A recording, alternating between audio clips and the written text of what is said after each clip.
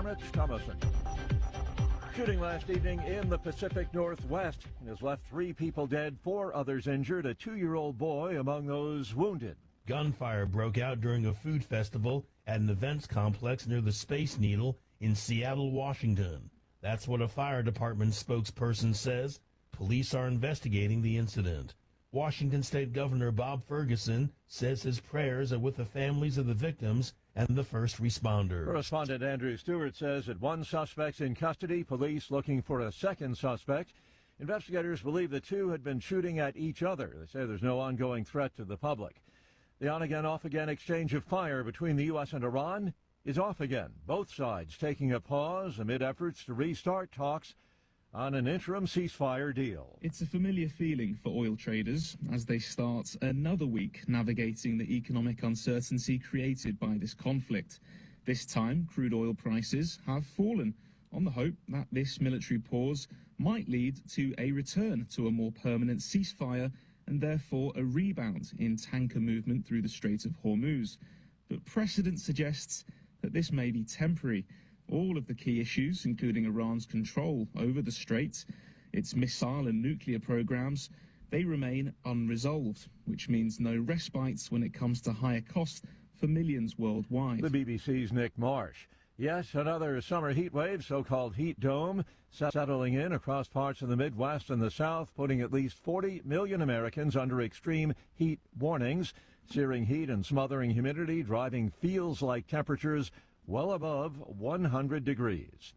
On Wall Street, the Dow futures, NASDAQ, and the S&P futures all sharply higher. More on these stories at townhall.com. Do you owe $10,000 or more to the IRS like Mark? I've been doing home remodeling for 30-plus years, but the economy crashed. I wound up losing my home, losing my job, and on top of that, owing the IRS a ton of money. I owed the IRS $114,000. It really, truly was the worst part of my life. Then Mark found tax relief advocates. On news radio, I heard about TRA, and I thought, what's the worst that could happen? So I picked up the phone and I called them. When it was all said and done, TRA settled my $114,000 debt for $100, and I'm telling you, I was ecstatic. Could not believe it. Would recommend TRA to anyone. If you owe 10 or even hundreds of thousands of dollars to the IRS, don't lose hope. Do what Mark did and call TRA for a consultation. But TRA did. They gave me a second chance, and I'm forever grateful. Visit TRA.com or call 800-575-8924. 800-575-8924. That's 800-575-8924. A raging wildfire in southwest France has forced the evacuation of 55,000 more people. This brings the total to 220,000 in one region alone, as flames have crept closer to the wine region city of Bordeaux. Firefighters and soldiers are battling to slow the fire's progression toward Bordeaux. In Spain, authorities oversaw evacuations because of wildfires in the Valencia region. Tens of thousands of people have been evacuated there. And west of Madrid, the Spanish capital, gusting winds fed the flames in France as well. Russian ballistic missiles struck Kiev over the weekend, igniting fires, wounding at least 3 civilians. Local officials report attacks in other parts of Ukraine killed at least 2 people. These strikes follow Ukraine's successful drone attacks, which have stalled Russian advances and increased the pressure on Russian President Vladimir Putin. In eastern Ukraine, Ukrainian drone strike reportedly killed 4 civilians. Townhall.com.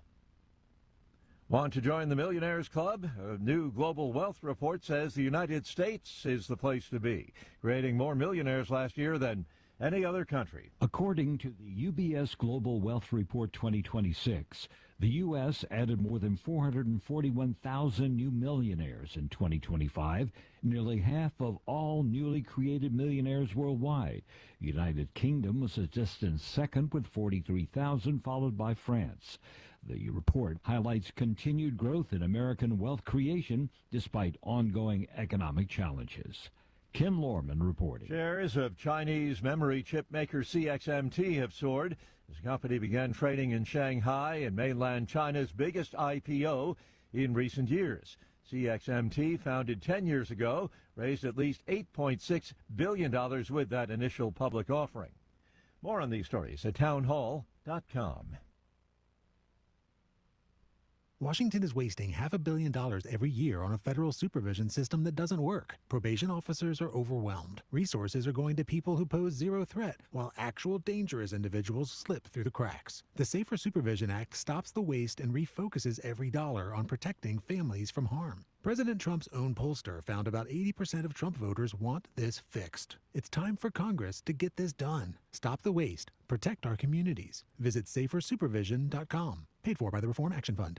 Trouble getting to sleep and staying asleep is infuriating. Your mind races, you toss and turn. Nutrition company Healthy Cell created REM sleep to help you quickly fall asleep, stay asleep, and sleep deep. Unlike other supplements that don't work, REM sleep is not a pill. It's a gel you swallow with ultra absorption of science-backed ingredients supporting all 4 stages of sleep. Go to healthycell.com and use code GODZILLA for 20% off your first order. Risk-free. Love it or your money back. Guaranteed. Healthycell.com. Code Godzilla.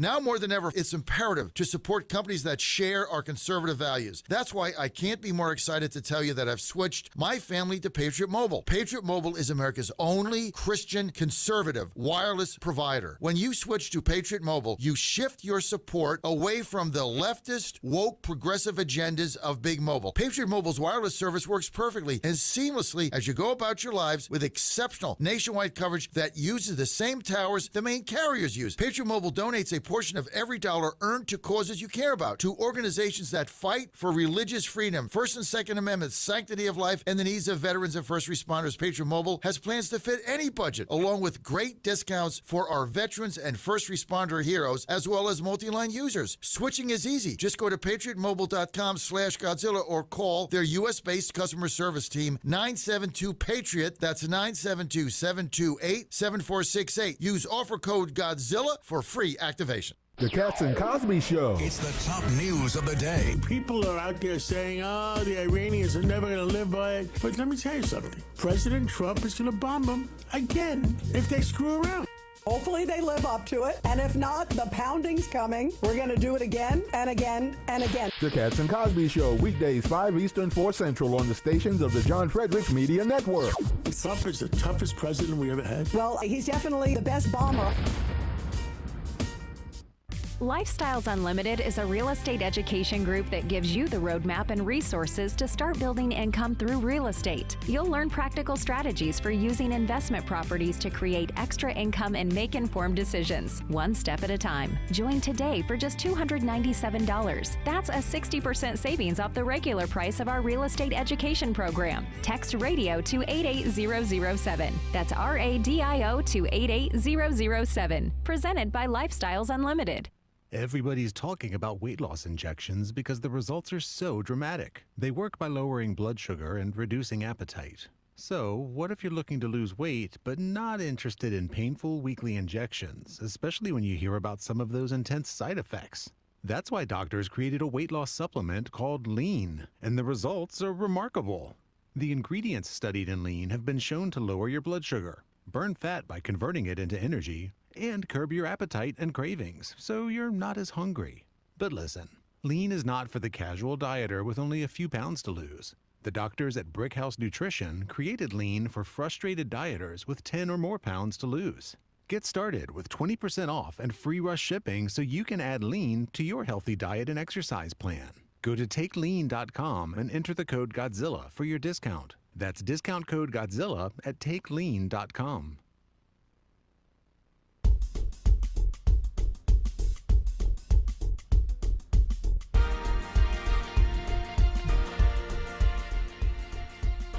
Well, happy Monday morning, everybody. Let's get the week off to a good start. This is the John Fredericks Media Network. I'm Dan Hobgood. Time for a look at, among other things, weather and sports. We'll start as we always do with where I am in the capital of the South, Richmond, Virginia. High today of 85 here in the RVA, a low of 70 tonight. Right now, the temperature 67. Drizzly. Downpour earlier on the way into work for me. Squirrels won 2 over the weekend, lost 1 to Hartford. And in D.C., you're looking at a high today of 88 with spotty storms, a low tonight, also of 70. Right now, the temperature similarly 67 degrees in the nation's capital.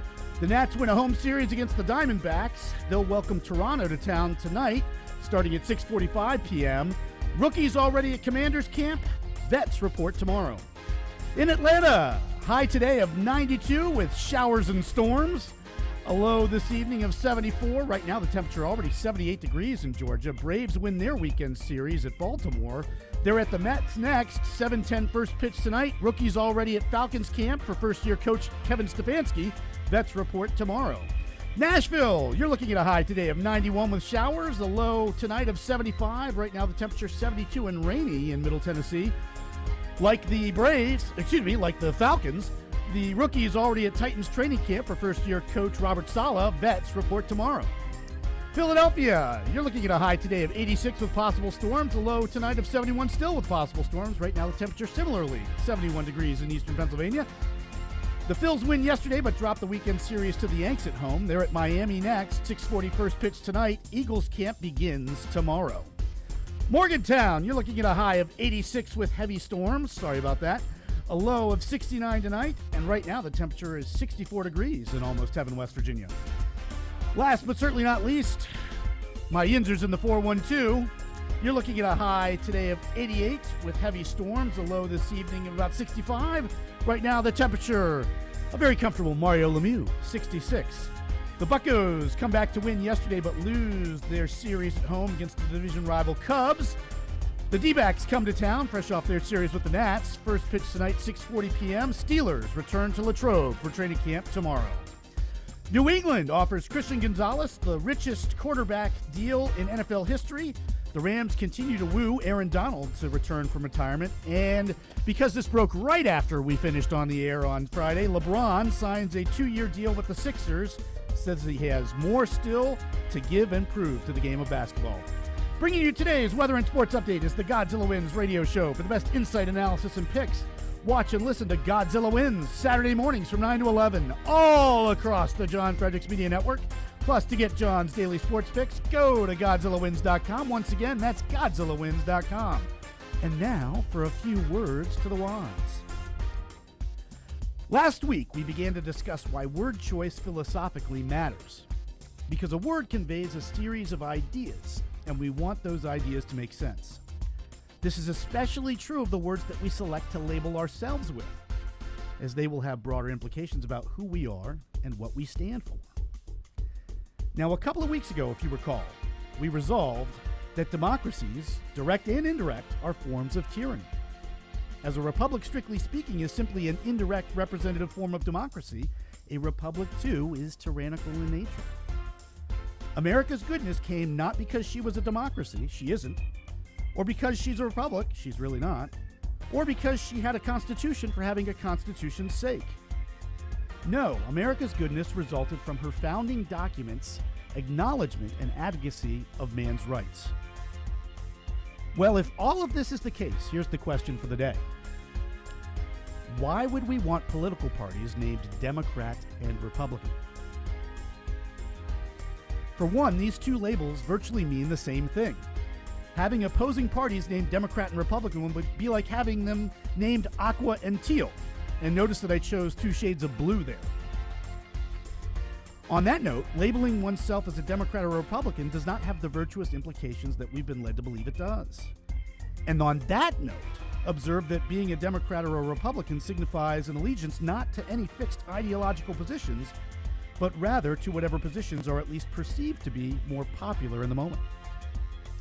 For all the talk about rhinos, so-called Republicans in name only, what I just mentioned is that which being Republican in name actually means.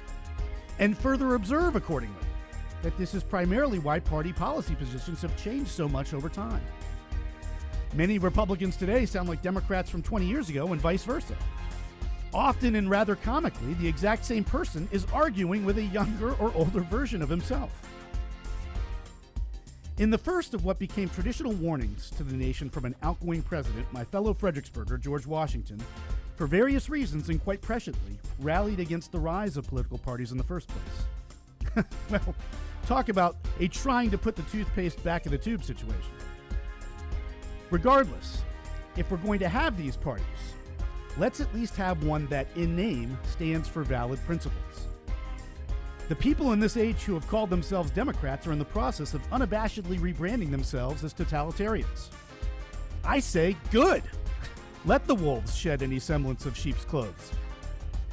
Yet in the meantime, may the right be the rights party, fully defining the contrast between individualism and statist collectivism. May we proclaim in principle and nomenclature that we are wholly against theft and personal trespass, as the left openly embraces the opposite. We'll pick up here tomorrow. Until then, this has been Dan Hobgood for the John Fredericks Media Network. Outside the Box with the Ox is next, followed by The John Fredericks Show. Stay tuned, everyone. Well, it's been 6 months since the implementation of Minnesota's paid family medical leave law, and the numbers are in. 75,000 people so far have freeloaded off their fellow workers by sloughing off and not working while still getting paid an average of $1,100 a week. I believe the proper term is utilized the program. Ahem.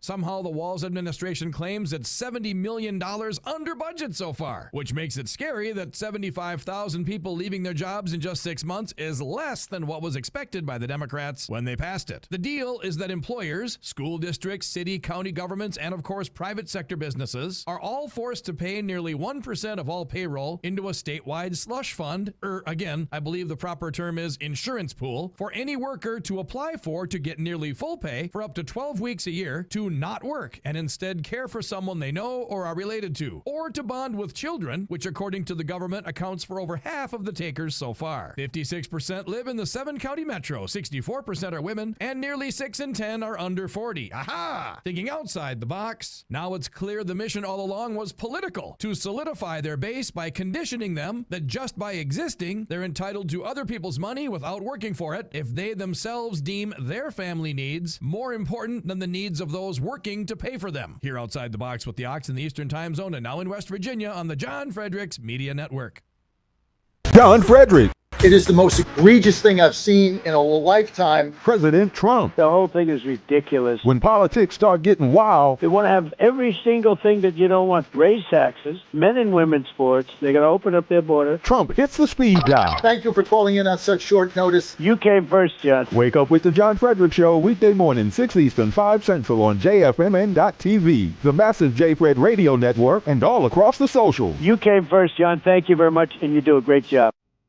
Right now, download the new WV Sports Nation app from the Apple Store or Google Play and get the entire Mountaineers sports world in the palm of your hand. Right now, get notified when new stories drop about your favorite Mountaineers teams and athletes. Download the WV Sports Nation app right now. Get updates on next-level Mountaineers like Weatherholt and Joe Mazzulla. All that and more right in your pocket right now. Download the new WV Sports Nation app from the Apple Store or Google Play. Download the app right now.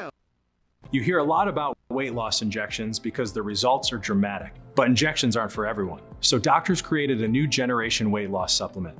This is non-prescription lean, and the science behind it is impressive. The studied ingredients in lean are intended to address weight loss in 3 powerful ways: help maintain healthy blood sugar, help control appetite, and help convert fat into energy so you burn it faster. Get 20% off with discount code Godzilla at TakeLean.com. Code Godzilla at TakeLean.com.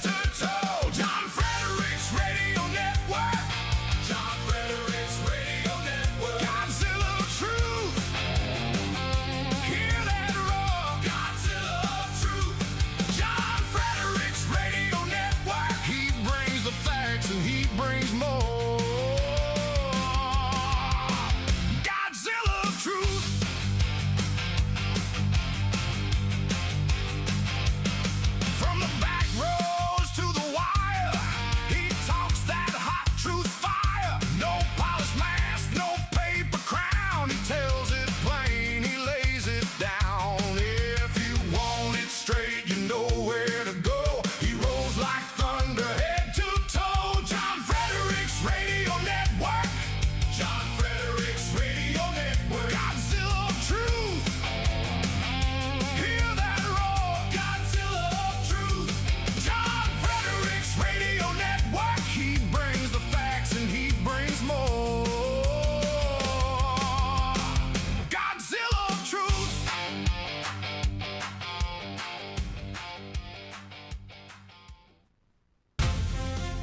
live from the studios of the John Fredericks Media Network. It's the John Fredericks Show. Grab yourself a cup of 1775 coffee, sit back, and get ready for the best 4 hours of talk in the universe. To be part of the show, just call our toll-free number, 888-480-5646. And now, here's the Godzilla of Truth, the Oracle of the Deplorables, the man who always says to lace him up and lace him tight, John Fredericks. Well, happy Monday. I'm John Fredericks, and you are on the John Fredericks Media Network, your Godzilla of the Truth in America, right here at your service. Well, we got quite the week coming up for you today. Lace them up and lace them tight. End of July 27th. Thanks for being with us. As always, we're kind of fired up today because we know this is going to be a great week, and we know there's going to be something going on with Iran. Another week is not going to go by with President Trump doing nothing. 2-day pause in the bombing. He says he wants to give the negotiations space, which is basically a ploy, a negotiating tactic for to reposition our armaments in order to continue the bombing and continue strangling Iran economically until basically they have nothing left. Meantime, we're being gouged, of course, with gas prices because the Houthis shoot a slingshot at some ship in the Red Sea, and of course, oil prices go up, 50 cents immediately, although it has nothing to do with anything. But this is how we're getting screwed. President Trump promised he would get the Justice Department to look into it. He needs to do that because we are getting gouged. Everything is gouging us. What's happening here with prices, all these companies know that they can just say, well, it's Trump's inflation, and they can just keep raising prices.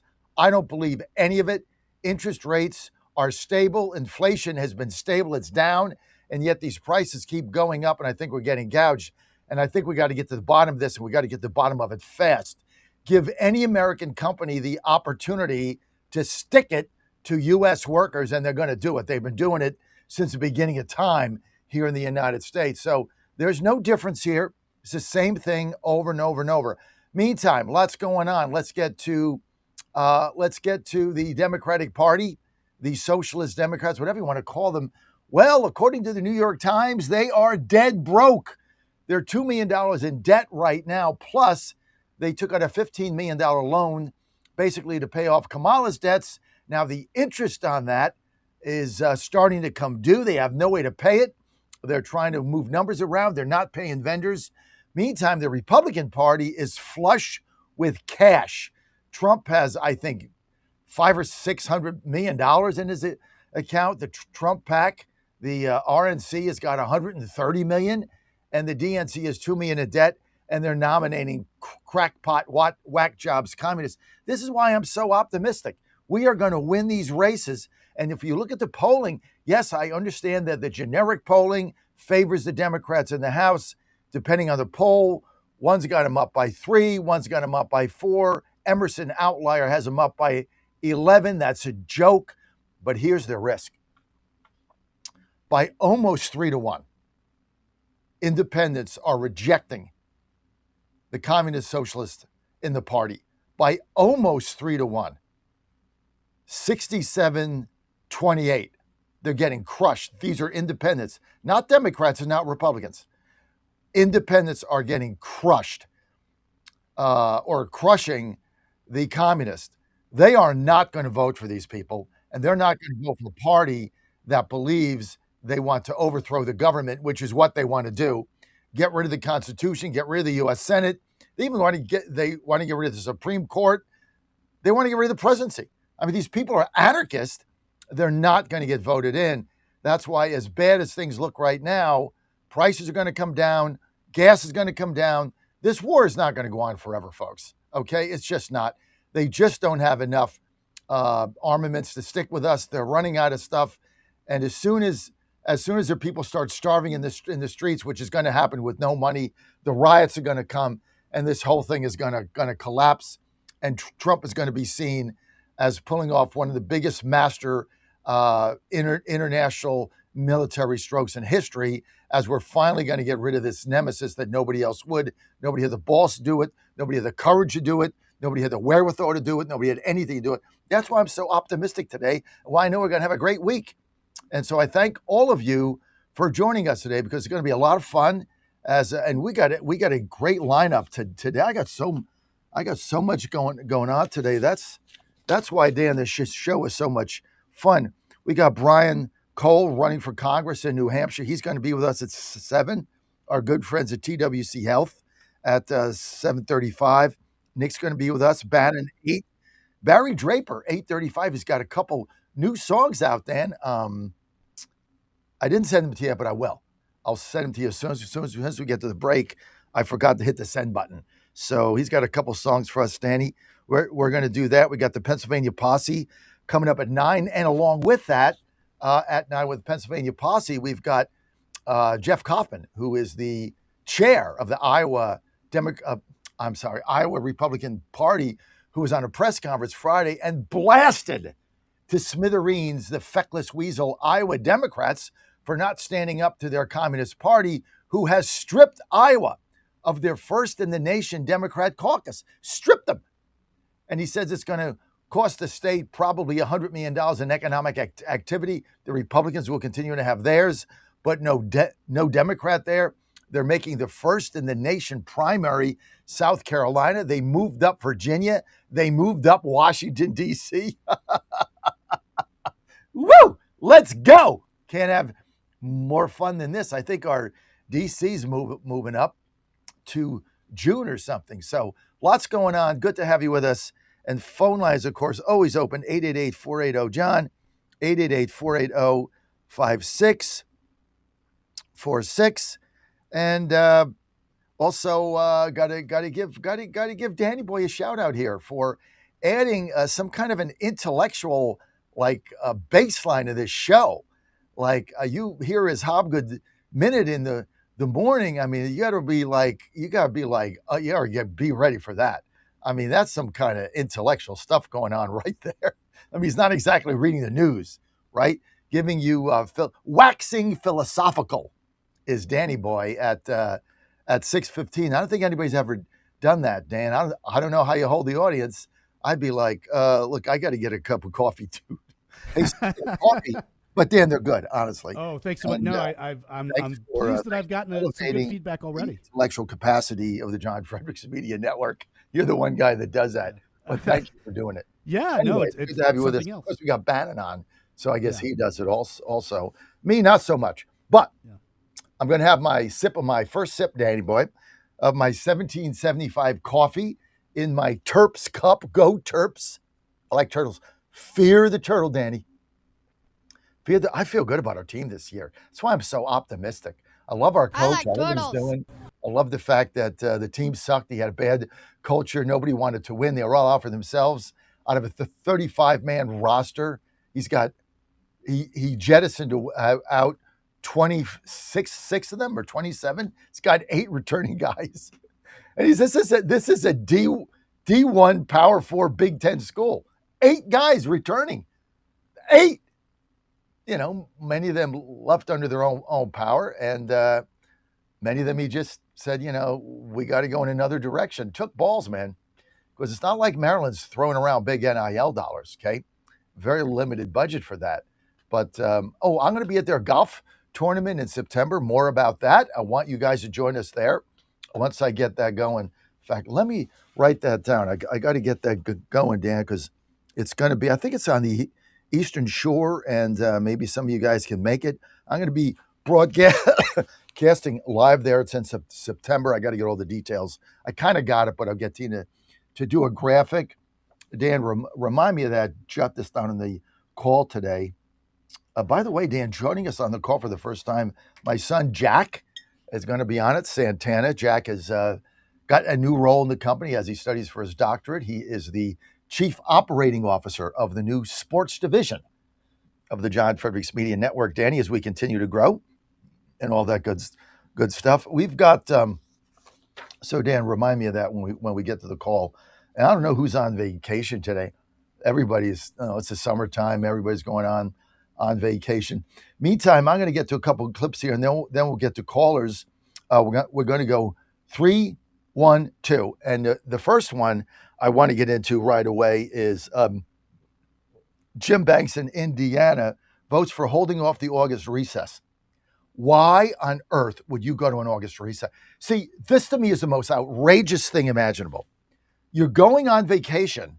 You haven't done jack crap since you've been there. This year, you've done absolutely nothing in the Senate. You can't pass the SAVE Act. You can't get it on the floor. You won't fire the parliamentarian. You won't get rid of the filibuster. And now you want to go on vacation. And Banks votes no. They should all vote no. And let's have a vote. Let's hold everybody accountable. They won't even have a vote on whether or not to go on vacation. This is how much of a spineless, weasel, cowardly dirtbag Thune is. He doesn't even have the moxie to have a vote on a vacation. That's how cowardly these weasels are. I cannot wait until Kristi Noem kicks this guy's butt from here to Timbuktu. She'll beat him 65-35 and good riddance. Don't let the door hit you in the ass on the way out. Here's your hat. What's your hurry? This guy is such a joke. Let's get to cut through. Here's Jim Banks saying, no, I'm not going on vacation, you bunch of clowns. Go ahead. Roll it. Republicans are frustrated that their Republican senators aren't able to get voter ID, proof of citizenship, and some of the other parts of the Save America Act across the finish line. I want you to shoot it very straight with us. Is there a chance, is there a snowball's chance in hell that we get the Save America Act in any iteration through the Senate to the president?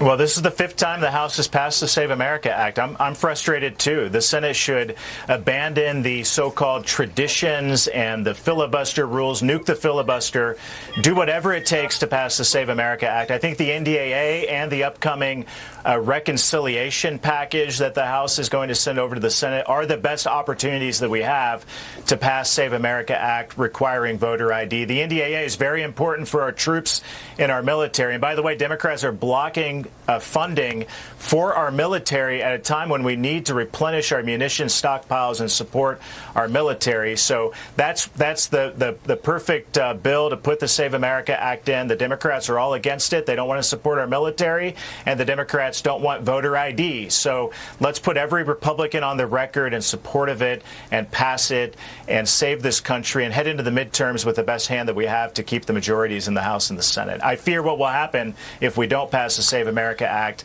on Election Day in the midterm elections. Yeah, I have the same fear. Senator, do you think that you should forego the upcoming recess to get this done? I'm all for it. We don't need a recess. Let's pass the Save America Act. It's more important than taking a break, taking a recess. And I'm back in Indiana for the weekend. I head back to Washington tomorrow. I've heard from people everywhere I go, from the diner this morning to the grocery store, pass the Save America Act. We have to get it done. It's so fundamental to the future of this country to make sure that American elections are only for Americans. By the way, the biggest story this week was the Democrat governor in New Jersey admitting that 6,600 illegals were accidentally registered to vote, and hundreds of them actually voted in the last two elections in New Jersey. If that can happen there, and even a Democrat is admitting it, it's the biggest. It's yet the biggest reason and example of why we have to pass the Save America Act. Use the code Godzilla at checkout, and you'll get a 50% discount on your initial shipment. Thanks so much. MyPillow's second annual mega sale is finally here. Get our patented premium MyPillows that adjust your exact individual needs to give you the best sleep of your life. When I got MyPillow, I'm asleep almost immediately. I stay asleep at night and I wake up more well-rested in the morning. I guarantee they're going to be the most comfortable pillows you'll ever own. King size only $24.98. Queen size only $19.98. Giza Dream bed sheets, the best sheets in history, as low as $29.98. Lux Pierce 6-piece towel sets, towels that actually dry you. What a concept. Now only $39.98. And our made in the USA mattresses and mattress toppers as low as $99.98. So go to mypillow.com or call the number on your screen. Use your promo code to take advantage of our second annual mega sale. Plus, free shipping options available when you order today. So don't delay, order now. The Trump administration has brought positive changes when it comes to fixing our broken healthcare system. If we really want to make America healthy again, well, that starts at home. And that's where the Wellness Company comes in. You see and hear from the Wellness Company doctors all the time, and you know their products are the gold standard for keeping you and your family safe and healthy, giving you the opportunity to make sure you're prepared for whatever happens with their prescription medical kits. Additionally, the Wellness Company offers a variety of products, from parasite cleanses to methylene blue to weight loss and so much more. Make America healthy again starts at home. Do your part and protect the health of you and your family. Live a healthier, longer, and more satisfying life. Go to twc.health/Godzilla and order. That's twc.health/Godzilla. Use promo code Godzilla to save 10% today. In 2008, the amount of concentrated time people could spend on a task without becoming distracted was 12 seconds. 5 years later, it was only 8 seconds, 1 second less than a goldfish. If you're often distracted or have trouble recalling information, you're likely to fall behind in the demanding, fast-paced 21st century. In other words, brain performance is more critical now than ever. Boost your brain power with Healthy Cells Focus Plus Recall. Science-backed nootropics to help you sharpen focus, concentrate longer, enhance recall, improve mental speed, learn rapidly, and be more alert. It's a pill-free brain supplement made with maximum absorption ingestible gel technology, designed to feed your brain at the cellular level. Take it for a test drive. Go to healthycell.com and use code GODZILLA for 20% off your first order of Focus Plus Recall. That's healthycell.com, code GODZILLA for 20% off. Don't touch that dial. You found your home of the truth. Do you solemnly swear to tell the truth, whole truth, and nothing but the truth? With the best analysis in America. You can't handle the truth. And now back to the John Fredericks Show. Well, we got you back. Good to have you with us. I'm your Godzilla of the Truth in America. Nothing like my first sip of 1775 coffee. I've been waiting to have this just with you. Got up at 3:45 today. Did my 75 push-ups, and I'm going to be off the workout clock this week. I got some little procedures going on so I figured I'd get them in today, right? Lift a little weights at 5 in the morning, ready for you. But I got to have my first sip of 1775. Now, let me see if it's any good. Hang on.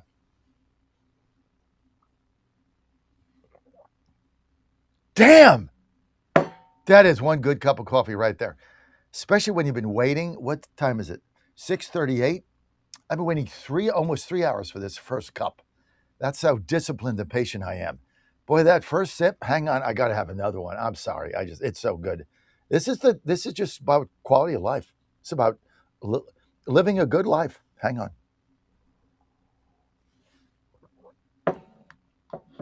I don't know, guys. I don't know what you drink, what coffee you're drinking. I don't know why you're not drinking this coffee, but I got to tell you, damn, that's good coffee. 1775 coffee.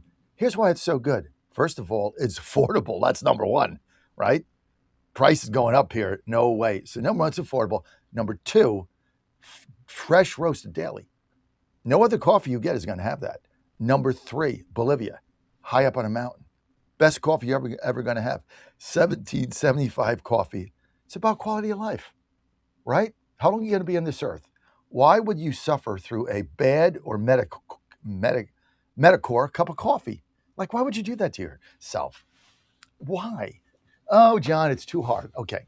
All you got to do is go to 1775coffee.com. Takes like 2 seconds.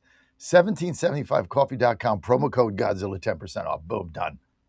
Get yourself your K-Cups, get yourself some beans, get yourself some fresh ground, whatever it's that you want. They got medium, they got dark, they got premium. I love the dark roast. I'm a dark roast guy. But you get what you want. Oh, no, I go to the Exxon station. Oh, my God, come on. Oh, no, I get Folgers. You might as well be drinking like ashtray mixed with mud. Stuff's gross. 1775, baby, way to go. Okay, we got callers. Yeah, Dan, I know we got callers, but, they're going to have to wait just a second. Let's get to Michigan. El Seattle is going to win this race. Another whack job. Hope he wins, because then Mike Rogers is going to win that seat and flip it, because Michiganders are not going to vote for the Muslim radical communist jihadist. Not born here. Not going to do it. They're going to vote for Mike Rogers. Safe bet. Is he a rhino? Yeah, he's a moderate Republican. I got no problem with Rogers in Michigan. I got no problem with Susan Collins in Maine. Like, I'm a realist, guys. I'm a realist. Let's go to cut one. Here's Crystal Ball, who is calling the Haley Stevens campaign. She's running against a moderate, not a moderate Democrat, a not crazy, a non-communist Democrat. See, there's no moderates now. Non-whacked communist Democrat running against the jihadist. And Molly Ball says she's desperate. That's why she's going to lose. Cut one, roll it. That's something that Bernie has described these people as, is like they have more money than nations. So why would they care about ours? Like, it doesn't make sense. And you see that playing out in Michigan. And this is where I want to close because you're very busy, so I can't keep you all the time. But Abdul al-Sayed right now is facing not only the onslaught of money, but it seems like this coordinated campaign to try to make Haley Stevens cool. I don't think Haley Stevens, and I got some flack from Haley Stevens and her team because while talking extensively about why she misunderstands purposely income versus wealth in America and used that to try to attack her opponent. And I just think that's a fundamental thing that you have to understand the difference between if we're going to, rewrite our tax codes and fix this country. But I made a joke about her voice because she does play it up a little bit. And all of a sudden, all these people online are trying to pretend that Haley Stevens is cool. What have you made of this campaign? It just all feels very desperate, very astroturfed. I saw someone who posted, she printed signs that say, stick it to them. And Abdul has signs that say, like, Medicare for all, get money out of politics. It has his specific platform planks. And to me, it just demonstrates the perfect distillation of the difference between their campaigns, because he's got substance, specific plans backed up by a worldview and an ideology that is consistent and thought through. And she's got platitudes about how she's going to fight hard and she's going to stick it to him because that's the Michigan way. Like, it's meaningless. It doesn't have any content to it. And so that's why she just ends up being for sale by the highest bidder, because there's nothing else that she's willing to fight for or interested in fighting for in a way that would lead her to standing up against sort of those entrenched interests. So I see that. I see these racialized attacks, which are really disgusting. Abdul, if I could remind everybody, is the person of color in this campaign, and yet we're being told that his campaign, the people who are voting for him, are not diverse enough. Now we have this whole attack on, oh, you people are so toxic and you're sexist against Haley Stevens, et cetera, which is just a rerun of the toxic Bernie bros conversation from 2016 and again in 2020. It all just feels like they're looking at polls that have her down and kind of desperate and throwing everything against the wall to see what sticks. That's the best clip I've run in probably months, and I'll tell you why. Molly Ball, Crystal Ball, I'm sorry, who's a very, very astute Democrat operative, and this other clown that's interviewing her. But what she said here, I want this to sink in, okay? This is why the communists are taking over the Democratic Party. The Democratic Party in and of itself stands for nothing, right? Corporatism, money, whatever, they're broke. They don't stand for anything. And the communists, they have a message. And like she said, their message is free childcare for all, free Medicare for all, and wealth. Like this guy said, change the tax code so that we tear down the ability for people to accumulate wealth, because wealth is bad, profits are bad, making money is bad. We all need to be downtrodden. We all need here. Doesn't matter how much money he made, this guy Abdul. They said, well, there's a difference between income and wealth. No, there's not. Your income leads to investment and wealth and buying things and building things and growing things. So you're an imbecile to boot. You're a half-wit anyway, okay? But this is really the fundamental problem the Democrats have, and why the communists are going to continue to take over their party, because as Crystal Ball said, they have no message. It's all platitudes and nonsense. So the communists have a message. You are going to get things for free, and the evil in the country, according to them, is Israel. It's Jews. Sound familiar? Sound familiar? 1939. It's Israel. it's Jews, and it's wealth. Those are your enemies. Wealth. The accumulation of wealth in the hands of a few is what they say. Why don't you have their money? Why don't you have their nice things? Why don't you have that? You should have that. Like Dan that said in his early, what was it, Ox out of the box, Minnesota basically take off 11 weeks, take off 12 weeks, get paid for on the backs of the people that have to work to pay you. Why not stay home for 3 months when you can to take care of an elderly or to take care of your child or to do anything? Just 3 months off. And soon it'll go to 6. But 3 is not going to be enough. This is where this is all headed, but crystal ball nailed it. Okay, plenty of callers, guys. Let's make these succinct. Keith, Virginia, line 1. Keith, you're live. Yeah. Hi, John. Thank you so much. Hey, could you tell me, this is a really important, President Trump talking about putting tariffs on Mexico over that cyclospora outbreak on the Taylor Farms lettuce. Was he joking, or was that serious that he wants to do that? Because what's going to happen is joking. Okay, good. All right. Yeah, that was not a a lot of what he says is tongue in cheek. Just like he said he was going to put tariffs on Canada for the wildfires. No, he put tariffs on Canada because they're still dumping subsidized material in the United States, putting our dairy farmers and our lumberjacks out of business. That's why I put the tariffs on Canada. Had nothing to do with the wildfires. So he says a lot. You got to take it with a great grain of salt. He's put no tariffs on Mexico. But obviously, look, when you're importing lettuce with disease in it, it's not a good thing, right? Nobody's going to say that's a good thing. So however that happened, they have dirty water, right? I think we had Dr. McCullough on a week ago who explained exactly how this happened. They have dirty, contaminated water. Water seeps in the lettuce. Even if you wash it, it's in the substance of it. That's what spread the disease. And so, I don't think the FDA can do anything about that because they can't detect it. So, we ought to buying lettuce grown in the United States farms that are grown with non-contaminated water. I mean, that's the problem. Everything in Mexico now has to come under question because the country is filthy. Their water is contaminated. It's dirty. And so anything made with that, you got to think twice. That's all. So I don't think that's a serious thing. But Keith, good question. Thank you. Steve, Virginia, line 2. Steve, go. Good morning, Chairman Fredericks. Hey, good morning. Thanks for taking my call. My pleasure. Just 2 quick points. First is that, President Trump has more military experience than Bill Clinton, Obama, and Biden all put together.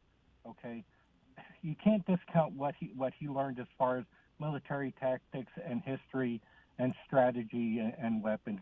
I mean, okay, it was a military academy, but he learned more than any of those clowns knew about dealing with wars.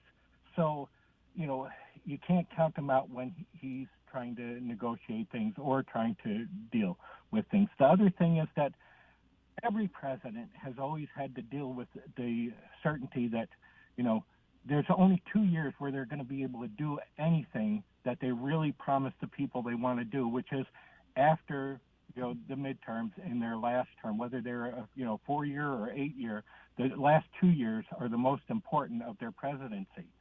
So it's upsetting to me when I hear all of these people, what I call pusillanimous pearl clutchers, who say, "Oh, we can't send our sons and our daughters into battle." Well, we've spent over the last 30 years between $8 and $10 trillion in equipping them and training them and paying for their degrees, their future endeavors.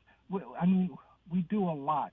And the military is not supposed to be a social employment kind of, structure. So, look, nobody wants boots on the ground where there's going to be people put in harm's way. I don't want to see soldiers die. On the other hand, that's what we've been training them for. That's what we have been paying them to do, and that's what we need them to do at this point. Go into Iran and just knock the hell out of all of those idiots in the IRGC and take over the country and, stop this silliness, because, all those people who call in or people who have said, out there in public airwaves and stuff about how, he should focus on domestic things and leave the rest of the world alone. And it's like, look, we're not, back in the Stone Age where, what goes on in another continent isn't going to affect you. We're a global economy. These people brought the fight to us. We didn't start this war 47 years ago. But the thing is, we have to finish it, and we finally have a president with the backbone and with the ability to do something about it. So, all of this, but, we'll lose in the midterms, and all of this crap. It's like, look, you really are starting, an issue of where it's called, a self-fulfilling prophecy. We won't support him if he doesn't do what we want him to do. Well, you need to educate yourself as far as what needs to be done and what the reality of the situation is. I'm just really sick and tired of the idea that, President Trump is understanding, look, he wants to do what he needs to do. On the other hand, he's seeing that people aren't behind him. And it's like a president needs to be supported in making the right decisions for the country as a whole. And that's what, we need to get this done and over with. And it could be done and over with in a week if we just put all of our forces out there, which they are trained and equipped to do, and stop trying to treat them like they're little snowflakes that, need to be protected. Don't put them in harm's way. It's like, well, nobody wants, nobody wants, Steve, I get it. Nobody wants their son or daughter to be put in harm's way. So, you acknowledge that. Nobody wants that. If it has to be, it has to be. But I don't want my 22-year-old going to Iran. I don't want my 36-year-old going to Iran. I don't want my wife going to Iran. I mean, I don't want any of them going. So, there always lies the juxtaposition that you don't want your own family, your own children to go and be put in harm's way. So, the president has to balance that. But, your point is well taken. That's why we have a military, and sometimes you're put in these tough situations. I think one way or the other, this thing is never going to get resolved by some negotiation. They've already shown that. We don't know who's in charge. Whatever deal they come up with, the next day they violate it, and then they deny it when they come out of the press conference. I mean, the whole thing is absurd, like Trump said. So I don't think there's really any choice here, but some sort of military action. We need a permanent solution to keep the strait open. A permanent solution, not a temporary MOU that's fragile. A permanent solution. And I believe in my company. I tell my people all the time, if we got to do a quick fix in the interim, right? I'm willing to go with that give me the period of time, but give me the permanent solution. I want to invest in that. Otherwise, I'm going to be dealing with this over and over and over.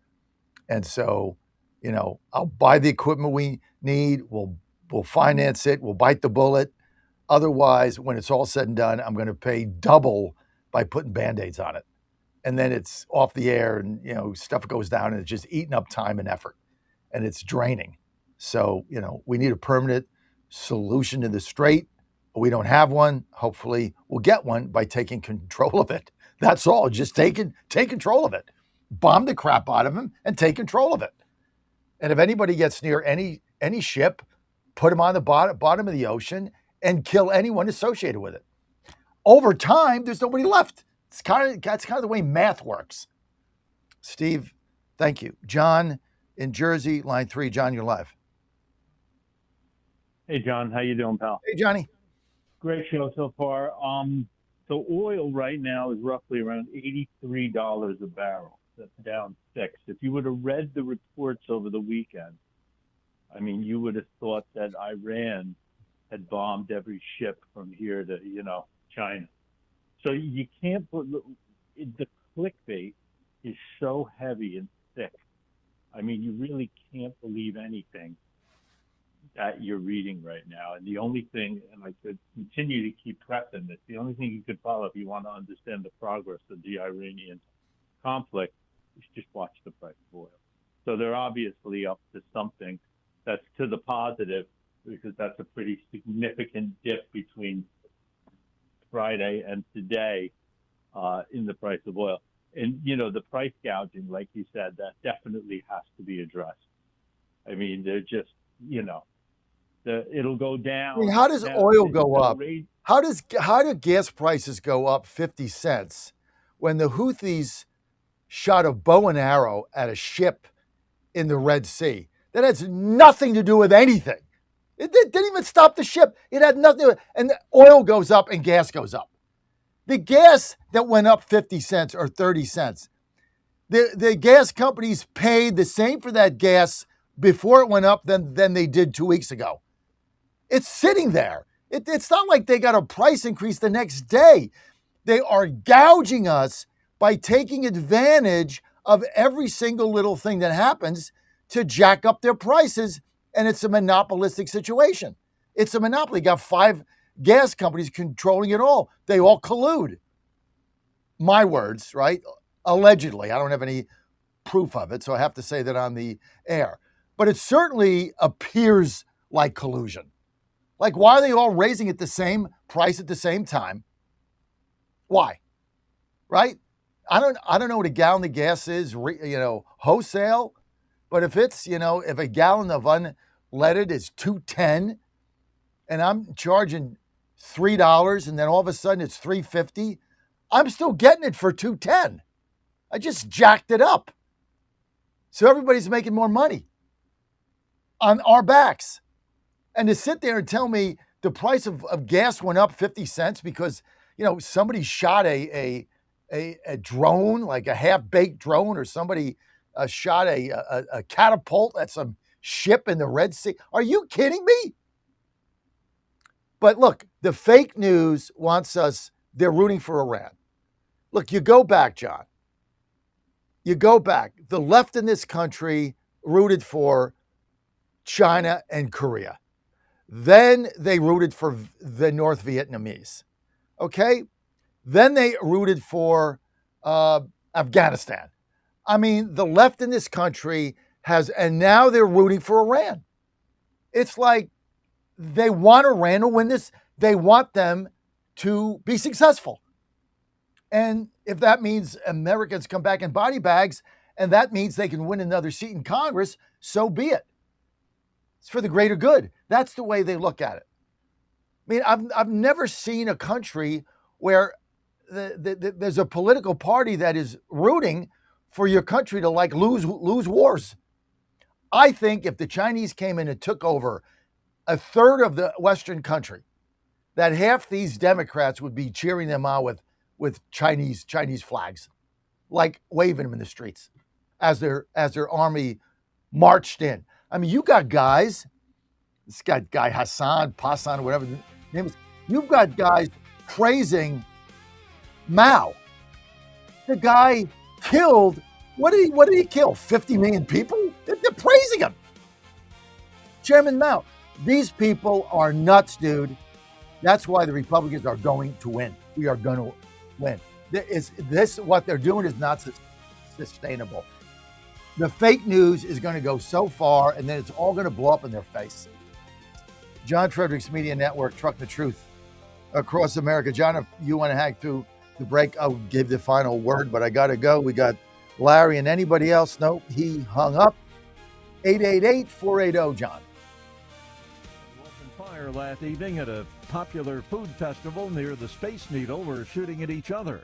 Police Chief Tyrone Davis says call of shots fired came in around 6 p.m. Officers responded and addressed one of the shooters. That person gave up and was taken into custody. There was another person that we believe that was also involved that fled the scene, and officers began an active search for that person. And that search goes on. The shooting left 3 people dead, 2-year-old boy among 4 others injured. The suspect in the deadly Berlin Pride attack, it killed one person, injured 29, was shot dead by German police during a confrontation in a Berlin suburb. Authorities identify the gunman as Abdul Balut, German citizen with Lebanese roots. Prosecutors say that he had previously tried to hook up with ISIS. America will soon observe the 25th anniversary of the 9/11 terrorist attacks, and some of those who lost loved ones on that terrible day do not want New York City's mayor to attend Ground Zero's ceremony. It's an emotional time for the families of the innocent people killed by radical Islamic terrorists on September 11th of 2001. Some are very busy gathering signatures for a petition as they do not want New York City Mayor Zohran Mamdani to attend the annual ceremony where the names of all the victims are read out loud at Ground Zero. They're concerned about the mayor's associations with people who have minimized what happened and have even suggested America deserved the attacks. The group posting specific examples on the website change.org. Correspondent Laura Winters. The U.S. and Iran have stopped shooting at each other, at least for now. Efforts to restart ceasefire talks are now underway. Watching Wall Street, the Dow futures up 559 points. More on these stories at townhall.com.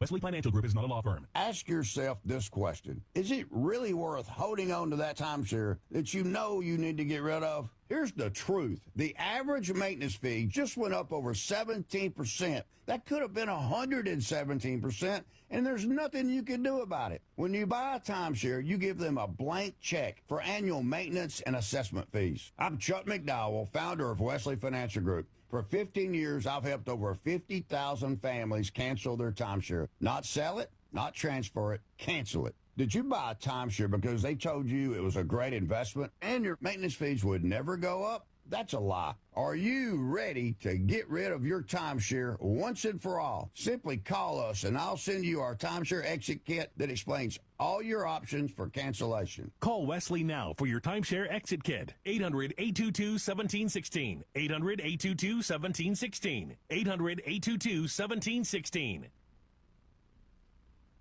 French President Macron has called a crisis meeting to address uncontrolled wildfires, forcing over 250,000 people to flee their homes. In the Gironde region of southwest France, flames have burned an area that's 4 times the size of Paris.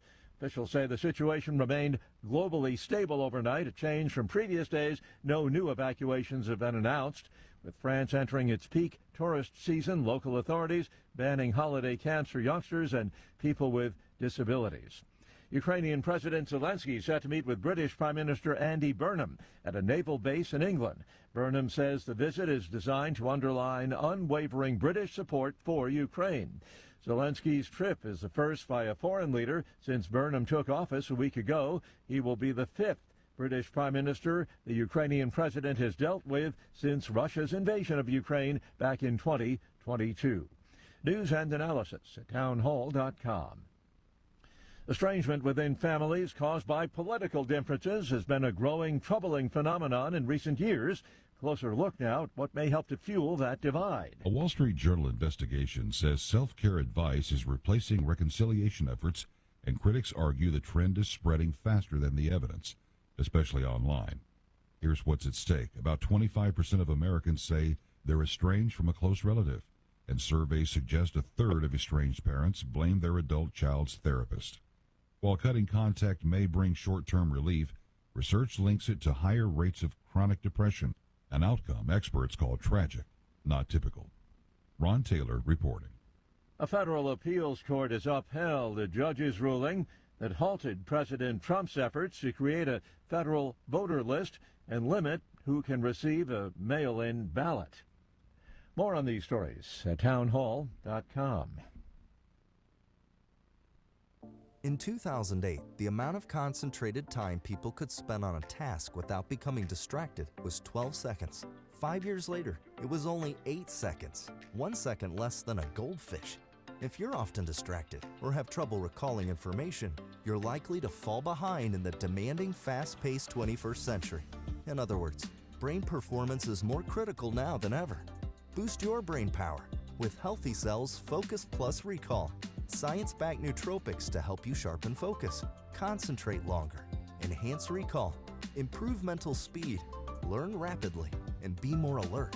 It's a pill-free brain supplement made with maximum absorption ingestible gel technology, designed to feed your brain at the cellular level. Take it for a test drive. Go to healthycell.com and use code GODZILLA for 20% off your first order of Focus Plus Recall. That's healthycell.com, code GODZILLA for 20% off. Washington is wasting $500 million every year on a federal supervision system that doesn't work. Probation officers are overwhelmed. Resources are going to people who pose zero threat, while actual dangerous individuals slip through the cracks. The Safer Supervision Act stops the waste and refocuses every dollar on protecting families from harm. President Trump's own pollster found about 80% of Trump voters want this fixed. It's time for Congress to get this done. Stop the waste. Protect our communities. Visit safersupervision.com. Paid for by the Reform Action Fund. On Golf with Jay Delsing, hear the stories of star makers like Scotty Scheffler coach Randy Smith. Randy, thank you so much for joining us today. I knew that there was going to be something real close to what we're looking at when he was 6.5 years old. Wow. I was one of the luckiest guys in the world to be standing on the right street corner when the right bus came up. Plus the latest equipment news and tips on playing better golf. Golf with Jay Delsing, Saturday mornings, 11 Eastern, 10 Central on the John Fredericks Media Network. MyPillow's second annual mega sale is finally here.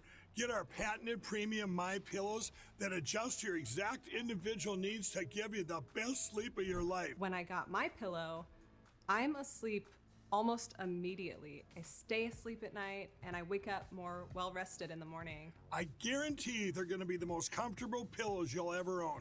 King size only $24.98. Queen size only $19.98. Giza Dream bed sheets, the best sheets in history, as low as $29.98. Lux Pier 6-piece towel sets, towels that actually dry you. What a concept. Now only $39.98. And our made in the USA mattresses and mattress toppers as low as $99.98. So go to mypillow.com or call the number on your screen. Use your promo code to take advantage of our second annual mega sale. Plus, free shipping options available when you order today. So don't delay, order now. The Trump administration has brought positive changes when it comes to fixing our broken healthcare system. If we really want to make America healthy again, well, that starts at home. And that's where the Wellness Company comes in. You see and hear from the Wellness Company doctors all the time, and you know their products are the gold standard for keeping you and your family safe and healthy, giving you the opportunity to make sure you're prepared for whatever happens with their prescription medical kits. Additionally, the Wellness Company offers a variety of products, from parasite cleanses to methylene blue to weight loss and so much more. Make America healthy again starts at home. Do your part and protect the health of you and your family. Live a healthier, longer, and more satisfying life. Go to twc.health/Godzilla and order. That's twc.health/Godzilla. Use promo code Godzilla to save 10% today. Now more than ever, it's imperative to support companies that share our conservative values. That's why I can't be more excited to tell you that I've switched my family to Patriot Mobile. Patriot Mobile is America's only Christian conservative wireless provider. When you switch to Patriot Mobile, you shift your support away from the leftist, woke, progressive agendas of Big Mobile. Patriot Mobile's wireless service works perfectly and seamlessly as you go about your lives with exceptional nationwide coverage that uses the same towers the main carriers use. Patriot Mobile donates a portion of every dollar earned to causes you care about, to organizations that fight for religious freedom, First and Second Amendments, sanctity of life, and the needs of veterans and first responders. Patriot Mobile has plans to fit any budget, along with great discounts for our veterans and first responder heroes, as well as multi-line users. Switching is easy. Just go to patriotmobile.com/Godzilla or call their U.S.-based customer service team, 972-PATRIOT. That's 972-728-7468. Use offer code Godzilla for free activation. Live from the studios of the John Fredericks Media Network, it's the John Fredericks Show. Grab yourself a cup of 1775 coffee, sit back, and get ready for the best 4 hours of talk in the universe. To be part of the show, just call our toll-free number, 888-480-5646. And now, here's the Godzilla of Truth, the Oracle of the Deplorables, the man Jack Nicholson knows can handle the truth, John Fredericks. Hey, great to have you with us. You know what? Everybody's talking about weight loss, but how do you do it? Right? I went from 285 to 245, and then I just plateaued there for like 2 months, 3 months, it seems. 242, 247, 243, nothing has worked for me until finally somebody turned me on to lean weight loss. So I'm not going to take shots, artificial, synthetic. I'm just not going to do it. B12 is good, but I just don't take shots because I want natural. Anything that I'm going to do has got to be natural. That's why I'm so healthy. So a couple people turned me on to lean weight loss, which I'm saying you take 3 of these a day. You get it when you just get up in the morning, right? Before your coffee, right? Down these. I take my testosterone Zeus, right? Take them, down those, full glass of water. This, it does a couple things. It supports healthy blood sugar, all natural. It helps your body burn fat by converting it into energy. And it's going to curb your appetite and cravings, so you're just not as hungry. We're just not as hungry, you don't eat as much, because the key to losing weight is you got to expend more calories going out than you take coming in. As simple as that. I mean, it's very easy math. That's what you have to do. And lean was created for frustrated dieters like me that lost weight and then just stopped. And I just can't get. I'm trying to get to 225. Like that last 20 pounds, I'm just stuck there. So I've started lean. Been on it a week now. This is my 8th day, as I started a week ago Monday, and no results yet. I mean, I was 245 today, but I haven't gained any. So there's going to be a time period here, but I'm looking forward to results starting this week, and I'm going to get you started with 20% off and free rush shipping, so you can add lean to your healthy diet and exercise plan, because you got to do all that. You got to diet and you got to exercise. So check this out. Go on the journey with me, because I'm going to be very honest about what happens. Now, obviously, if you go on lean and you're going to eat, 16 sandwiches a day and, potato chips and donuts, obviously you're not going to lose weight, right? If you're going to drink, a 6-pack of beer a night, you're not going to lose weight. But if you're serious about, and look, I don't have time to jog or, walk 2 miles a day or any of that. But just enough light exercise, some calisthenics. That's it. No big deal. Maybe you walk couple 3 times a week like I do, but just don't overeat. It's gonna curb your appetite, and as it's done with me. So just go to takelean.com, enter promo code Godzilla for your 20% off. Go to takelean.com, enter Godzilla for 20% off. And promo code Godzilla at takelean.com. And look, unsolicited, one of our listeners from New Jersey, John, took it before I was a promoter of it, before I started taking it, and told me he lost 15 pounds in 6 weeks. That's what I want to do. If I can lose 15 pounds in 6 weeks, get down to 230, now I'm in striking distance of 225. So that's my goal. And check this out. Go on the journey with me. Do it today. Not expensive at all. Just visit takelean.com, enter promo code Godzilla, and you're going to get 20% off. You're good to go. Okay, let's get to some of the phone lines. John is still on. John from Jersey. John, we're going to give you the final word. I had to go to a break. Go ahead, John. Oh yeah, John. Hey, if I'm not working, I could always hang with you. I got off today. Anyway, I just wanted to mention there was another glitch in New Jersey. They found 75,000 illegals on the state juror pool list. So, obviously that had to have been a glitch, I guess, that how those illegals somehow got into the jury pool, which I believe, if I'm correct, comes through the DMV. So the bottom line is this is a disease countrywide, and this is only what we're finding. What is it? I think there's 23 states that refuses to give their voter oath over. It's almost like the oil companies, Don't believe your lying eyes. We obviously know that there's mass fraud across the country. The bottom line is, when they pull the Band-Aid off of this thing, that scab is going to be so disgusting. People, their jaws are going to hit the floor. So I think we're just at the tip of the iceberg. I think the president is also, you're starting to see a lot of the things that, the base wants to see. I think it was time politically. I don't care if it's political, as long as it's coming. You're starting to see indictments, things of that nature. So I think we're well positioned for the midterms. But like I said, we have to get to the bottom of this. I mean, there's obviously blatant fraud in our voting system. The glitches are all over the place. The thing that annoys me is that, I think the senator you had on before, they're like, well, they found a glitch of 6 deaths. It's like, come on, just stop buying in. I don't know why they think they have to, amuse these people and repeat their lies. But there's no glitches. I always say, even with last week's news, somehow it glitched what? 6,000 people. Then they somehow glitched to a registration, and then they glitched to a vote. I mean, are you kidding me? And then they glitched to the jury pool. They glitched their way. Then somehow and then they glitched 75,000 of them. They glitched their way to welfare checks, and they glitched their way to free health care, and they glitched their way. They just glitch. It's the new way. Come to America as an illegal and glitch your way to the top. The Glitchers. There should be a movie, The Glitchers. John, thanks for adding that.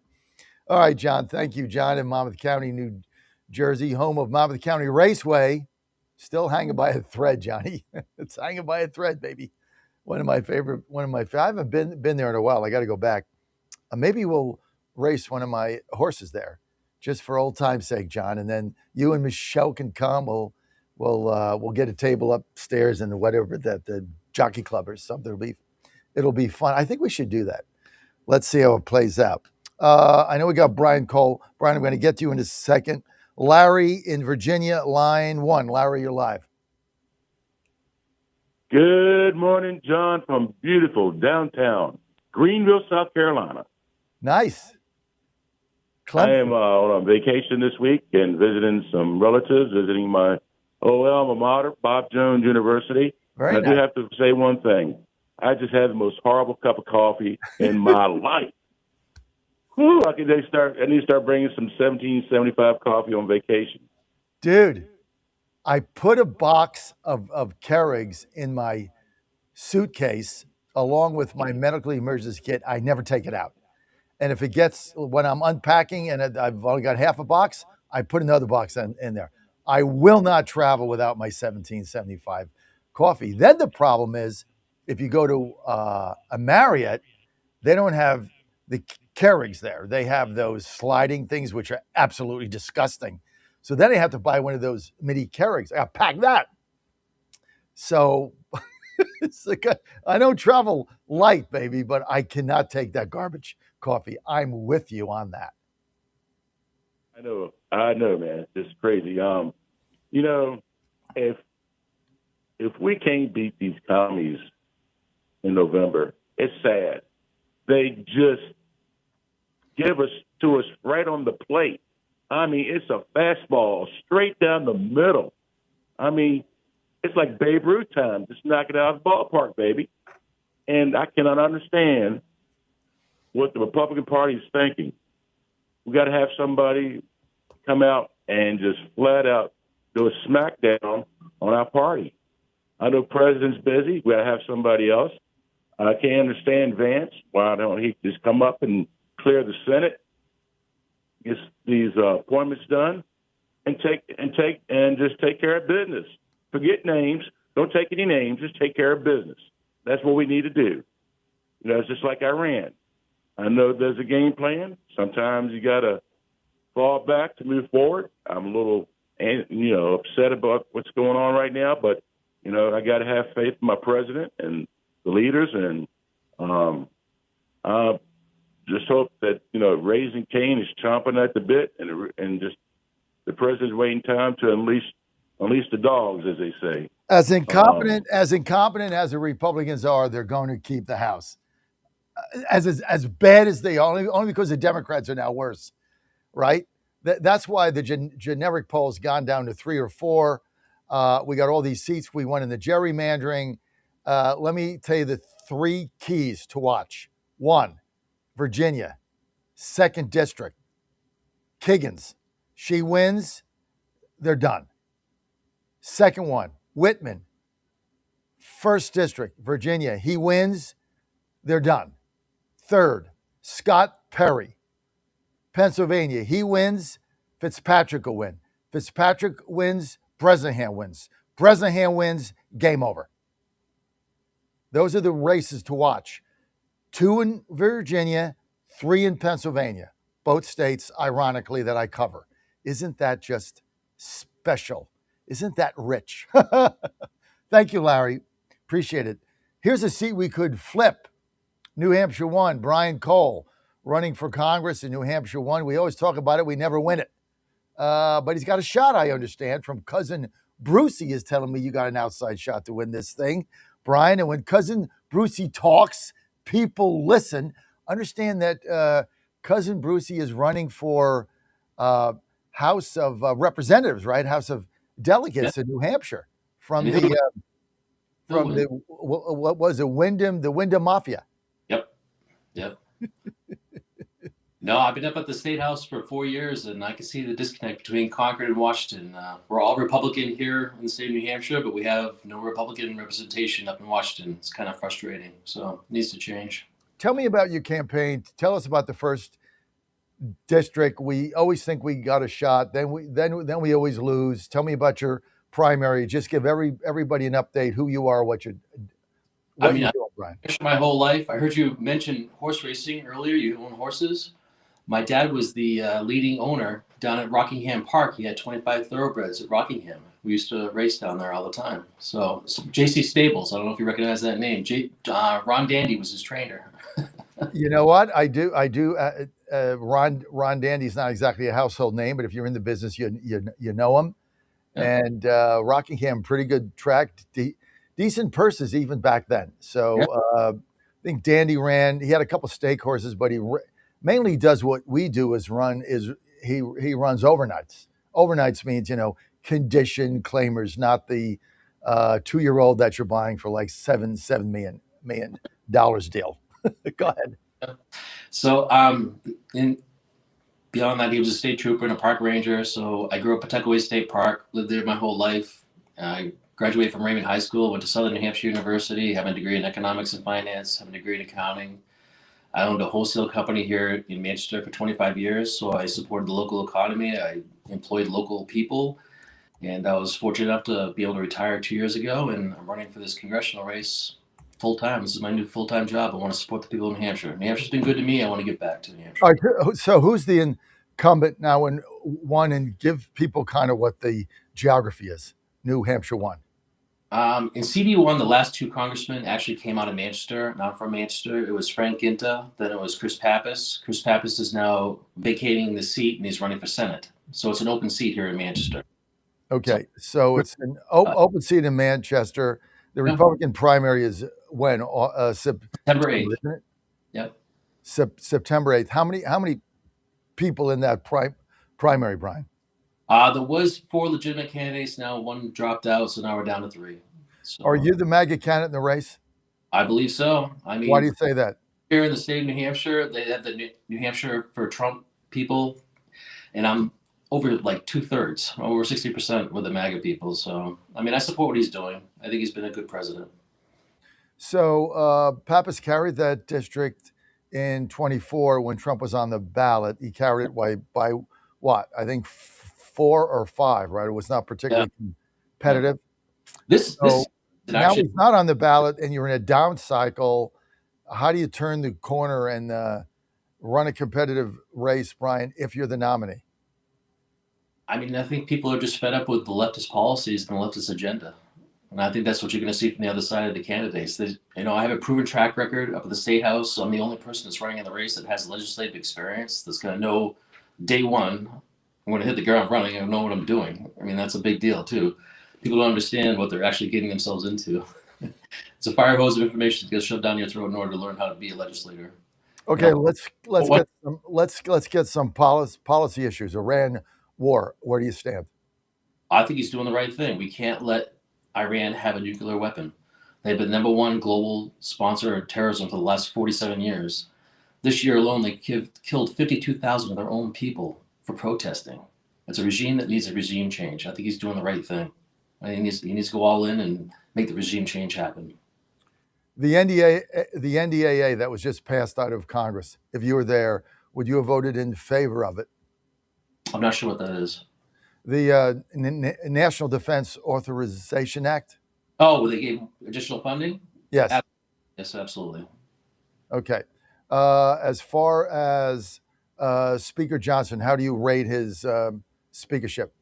I think he's doing a tremendous job. I mean, he's in a tough situation where he has a very slim majority, so it's hard to play that balance. My first term up at the State House in Concord, we only had a 2-seat majority. So if you didn't work with the other side, you weren't going to get anything accomplished. I understand the compromise, and you have to stand your place when you have to stand your place. But yeah, you have to work with the other side. I know how to get things done. I think he's doing a good job. Safer Supervision Act moving through Congress, which allows parole officers to jettison out people on supervised parole, make a recommendation to the judge that let them out for whatever reason, that they're doing all the right things, and get released from supervision. Part of the kind of the extension of the First Step Act. How do you stand on that, Brian? You know, we did a lot of bail reform here in the state of New Hampshire. We had a very serious problem. It was like a revolving door with criminals going in and out. Like, we had a stabbing victim. A guy was stabbing people. And like 20 minutes later, the judge let him out, and he stabbed and he murdered somebody. So we did that bail reform here in the state of New Hampshire. I can certainly understand that you have to have guardrails, but as far as the revolving door goes, no, I don't want to see that. If they're a criminal, they belong behind doors, or they belong behind. Okay, but that's not what the Safer Supervision Act. Safer Supervision Act says you're out, judge lets you out, you're being supervised, you're on parole, and the parole officer believes you're doing all the right things, and so they can recommend to the judge that your supervision be released if you're assimilating back into society. Do you back that? I would agree with or that. not? He's a professional. He's been trained to understand what. Yeah. Okay, so you're in favor of that. AM radio in every car bill, my favorite bill in the history of the earth, of the galaxy. Right answer or wrong answer? Do you back that bill? Dan, get ready to cut him off if he says no. Tell me what the bill's about. Tell me what the bill's about. Getting AM radio in every car, because the car companies now are trying to jack AM radio out of vehicles. It's got 300 co-sponsors in the House, 60 in the Senate. I would certainly support that because I support you. All right, good. Therefore, interview could continue. If you said no, we would cut you off and go on to something else. Good answer. Can I talk to you about something exciting for me? Yes. So in New Hampshire, we changed our right to try laws here in the state of New Hampshire. We said if you only had 3 or 4 months to live, you had a terminal illness, you should have every right to try any medication it is to save your life. I mean, it's only normal. We all want to live. So I wrote a bill that extends it to chronic illnesses here for the state of New Hampshire. So you no longer have to have a terminal illness in order to receive treatments. So for example, there's a company called Epibone here in the state of New Hampshire. If you had a bone cancer or a bone deformity, they can use your own stem cells and grow your replacement bone so you have a normal quality of life again. But beyond that, they can grow cartilage in your body now. So if you're a runner and you need major knee surgery, you don't have to have that anymore. They can grow your replacement cartilage in your knees. You blow out your rotator cuff, they can fix that. So I was just down in Washington last week and for the biotech conference, and New Hampshire has the best legislation for this. So I'm excited for New Hampshire to basically be the brain trust for this industry. But 2 of the big things that came out of that conference last week was, number one, they've mapped the human genome and they know the markers are for cancer, so they can actually give you gene therapy so you don't get cancer. The other big thing that came out of it was they figured out a way to make organ transplants survive up to 5 days. So now they think they can get rid of the transplant waiting list. You'll be able to transplant an organ anywhere in the world because it survives up to 5 days. That's the kind of stuff that these people are doing. It's amazing work. That's the kind of thing that somebody can get to Congress and be an advocate for it. That no, it's really not on anybody's radar screen. Brian, you get there. Give me your number one objective. My number one objective, I would love to be on Ways and Means Committee, but the people in New Hampshire are really struggling with their energy prices. So I'd like to get on an energy committee. I think we need to expand nuclear in the state of New Hampshire. I'm very interested in small modular reactors. We've been talking about that. It's actually the number one conversation I'm having here in New Hampshire. You think you think the gas companies, all companies are price gouging? Oh, absolutely. And same thing with the part of the natural gas problem is the Jones Act from the 1920s. In the 1920s, in order to protect American shipping, they said only an American crew with an American ship could go port to port and transport fuel. We don't have that fleet anymore, so now they have to go to a foreign port. That's raising our prices by like 15%. Hey, do you have the backing of my good friend Al Letizio? Yeah. You have? I haven't talked to him recently, but yeah, he's a good guy. All right. Well, you need to talk to him. All right. Great guy. Big Al's a great guy. Hey, thanks for being with us. Brian, people want to follow your campaign. Where do they go? Cole4nh.com, COLE, the number 4, nh.com. And you can see all my positions there. Reach out to the campaign. I'd love to hear from you. Has Lewandowski weighed in on this race? He is not. I was down in Washington. I couldn't get a hold of him when I was down there. I was hoping to meet up with him, but it didn't happen. So I'll keep trying to get a hold of him. Whoever he backs will win. You know that, right? I think so. I think he's the right voice. So he hasn't weighed in yet, so that's good for me. Brian, thanks for being with us. My best to cousin Brucey. Bruce Benton. Hi. All excited because the Red Sox have won, 15, 16, 17 out of 19 games. They're on fire. Unbelievable. Yeah. They were written off for dead. I should be betting them every day, and I kind of missed it. And now I'm like, whatever. But they won again last night. They have crept back into the race, and we'll see what happens. Yeah, we'll see what happens. They need a bat, though. They don't score any runs. They need a bat. They get a couple bats at the trade deadline. I mean, their pitching's been awesome. They just need a right-handed bat, and they're going to be tough. That deadline must be coming up pretty soon, right? August 3, midnight. August 3, midnight. Trade deadline. The Astros need a bat. We got no outfield. Our three guys in the outfield average of the averages 197. You just can't win. I mean, you can't win with three outfielders batting under the Mendoza line. You can't win. We need a bat, and we need one bat. Thanks for being with us. Thanks for having me on. All right. The Wellness Company. My good friend Nick, next. Keep it right here. At Brickhouse Nutrition created Lean for frustrated dieters with 10 or more pounds to lose. Get started with 20% off and free rush shipping so you can add Lean to your healthy diet and exercise plan. Go to takelean.com and enter the code Godzilla for your discount. That's discount code Godzilla at takelean.com. And they're off. This summer, the Thunder returns to Colonial Downs Racetrack. Live thoroughbred racing June 25th through September 7th. Feel the excitement. Hear the roar of the crowd. Experience Virginia's premier horse racing destination every Thursday through Sunday all summer long. Bring the whole family for Family Fun Sundays, packed with activities for all ages. Parking? Free. General admission? Free. Memories? Priceless. Make Colonial Downs Racetrack your new summer fun time tradition. Get tickets and race day info now at colonialdowns.com.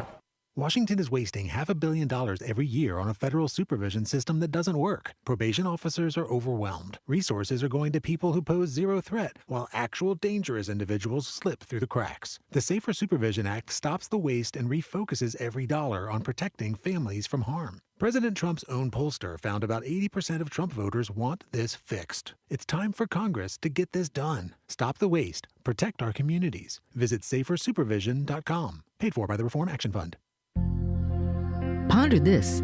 Most people want to have a good day every day. In order to do this, we must start our day with gratitude and keep an attitude of gratitude throughout the day. I offer you my recipe for having a great day and a joyful life. First, start each day being grateful that the Lord has given you another day to serve Him. Roll yourself out of bed, get on your knees, and say a morning prayer of thanksgiving. Ask the Lord to help you throughout the day to do whatever His will is for you. Next, thank God for the little things that make your day better. I thank Him immensely for my morning coffee. and for my legs that allow me to take a morning walk. I pray for those who cannot walk because of age, injury, or disability. Throughout the rest of the day, I am grateful for the people God has placed in my life. I thank Him for those who love me, and I pray especially for those who do not love me. Find ways in your day to thank God continually and offer prayers for all those the good Lord has placed in your daily path. I'm Susie Kelly, and I am passionately Catholic. I would rather play with 10 people and just get penalized all the way until we got to do something else, rather than play with 11 when I know that right now that person is not sold out to be a part of this team. It is more about them than it is about the team. I cannot play with them, cannot win with them, cannot coach with them, can't do it. Don't touch that dial. You found your home of the truth. Do you solemnly swear to tell the truth, whole truth, and nothing but the truth? With the best analysis in America. You can't handle the truth. And now back to the John Fredericks Show. Great to have you with us here on the John Fredericks Media Network, and I am your Godzilla of the truth in America, your oracle of the deplorables, Nicholas Holcher, joining us from the Wellness Company. Nick, thanks for being with us. Always great to have you on Monday morning. Hey, thanks for having me. What's going on with this parasite thing? This thing, the lettuce from Mexico. We understand the water was contaminated. It got into the lettuce, and lettuce is made of water, right? So there's a lot of it in there. So there was no way to detect this. Now this thing is spreading all over the country. A lot of people getting sick, horrible diarrhea over it. It spreads. We can't seem to get to the bottom of it. Started at Taco Bell. Now it's all over the place. What's the deal here with this thing? Yeah, so this is actually, it appears, the worst cyclospora parasite outbreak on record in the United States. Now we are actually surpassing 2,000 confirmed cases by the CDC as of recently. And so, at first we suspected one of the only sources was the Taylor Farms lettuce imported from Mexico, shipped to Taco Bell locations. But now it does appear that there's actually other sources for sure as well, because now this outbreak appeared to have spread to about over 30 states. And so, what we have to do now is we found one source, but we have to find the others, right? We don't know exactly what's behind these outbreaks in these other states. When you say you don't know what's behind the outbreaks, why has this been so difficult for us to decipher? Yeah, it's very difficult to decipher because, first of all, it's hard to test for these parasites, and it's hard. So basically, you take a piece of lettuce, the testing's not so great, as well as they can't isolate the parasite that well from the piece of lettuce and basically replicate it in the lab. It's very difficult to do that, to confirm for sure, oh yeah, this has cyclospora. So what they usually have to rely on is the epidemiological outbreak evidence as of what people literally tell them that they ate. And so that's what makes this more difficult. Like, for example, with the Taylor Farms lettuce, they were able to find that out because they looked at 190 people who ate Taco Bell in Michigan, and 90% of them said they ate Taco Bell with an item containing iceberg lettuce. So, that was okay, that's one of the sources. But, it's very hard to kind of, find out all of these sources using that method in a rapid manner. So, this thing we understand from a week ago, I had Dr. Peter McCullough on. He said it comes from likely contaminated water in Mexico. What's the risk going forward with other things that are made with water coming out of Mexico? Yeah, definitely. Like some of this water is probably contaminated by feces by some degree. And then unfortunately, that's how they do get the cyclospora parasite. And you're right, if they're, watering the lettuce, or it's not just lettuce though, it could be other, tomatoes. Yeah. Any other fresh produce, even raspberries, snow peas. It could be blueberries, right? It could be anything. And so Obviously, if Mexico is indeed the sole source of all of these cases, we have to do something about that. We can't just let, these parasites be imported in. When you and go to cause, yeah. Nick, when you go to the grocery store, when you go to and I'm just asking this honest question because I don't shop and does. I'm not going to lie about it. I think I go to CVS and buy shaving cream, toothbrush, and razor blades and water. That's it. That's the extent of my shopping. But when you go to the produce section, if something is coming, like say you're buying blackberries, is it labeled Mexico or do you have no idea where they came from? Sometimes it's labeled, sometimes they don't. I guess it would just depend on what store you're at and the quality of that produce. But yeah, if you do see Mexico on it, if it does have a country of origin, I would be careful with that. And if you do buy that, make sure you wash it very well. Even though washing it doesn't wash off the parasite, still wash it. And if you can, cook it, right? Cooking any of these raw vegetables, that will kill the parasite. Yeah, but the problem is you're not going to cook blueberries. I mean, yeah, exactly.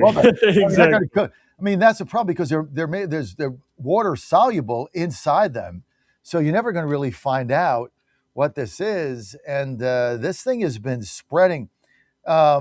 We've got thousands have been infected. Over 100 people have actually been hospitalized over this thing. So this thing is spreading, and we seem to have no way out of it. It seems like it's just going to work itself out over a long period of time now because it's just spreading. What can people do?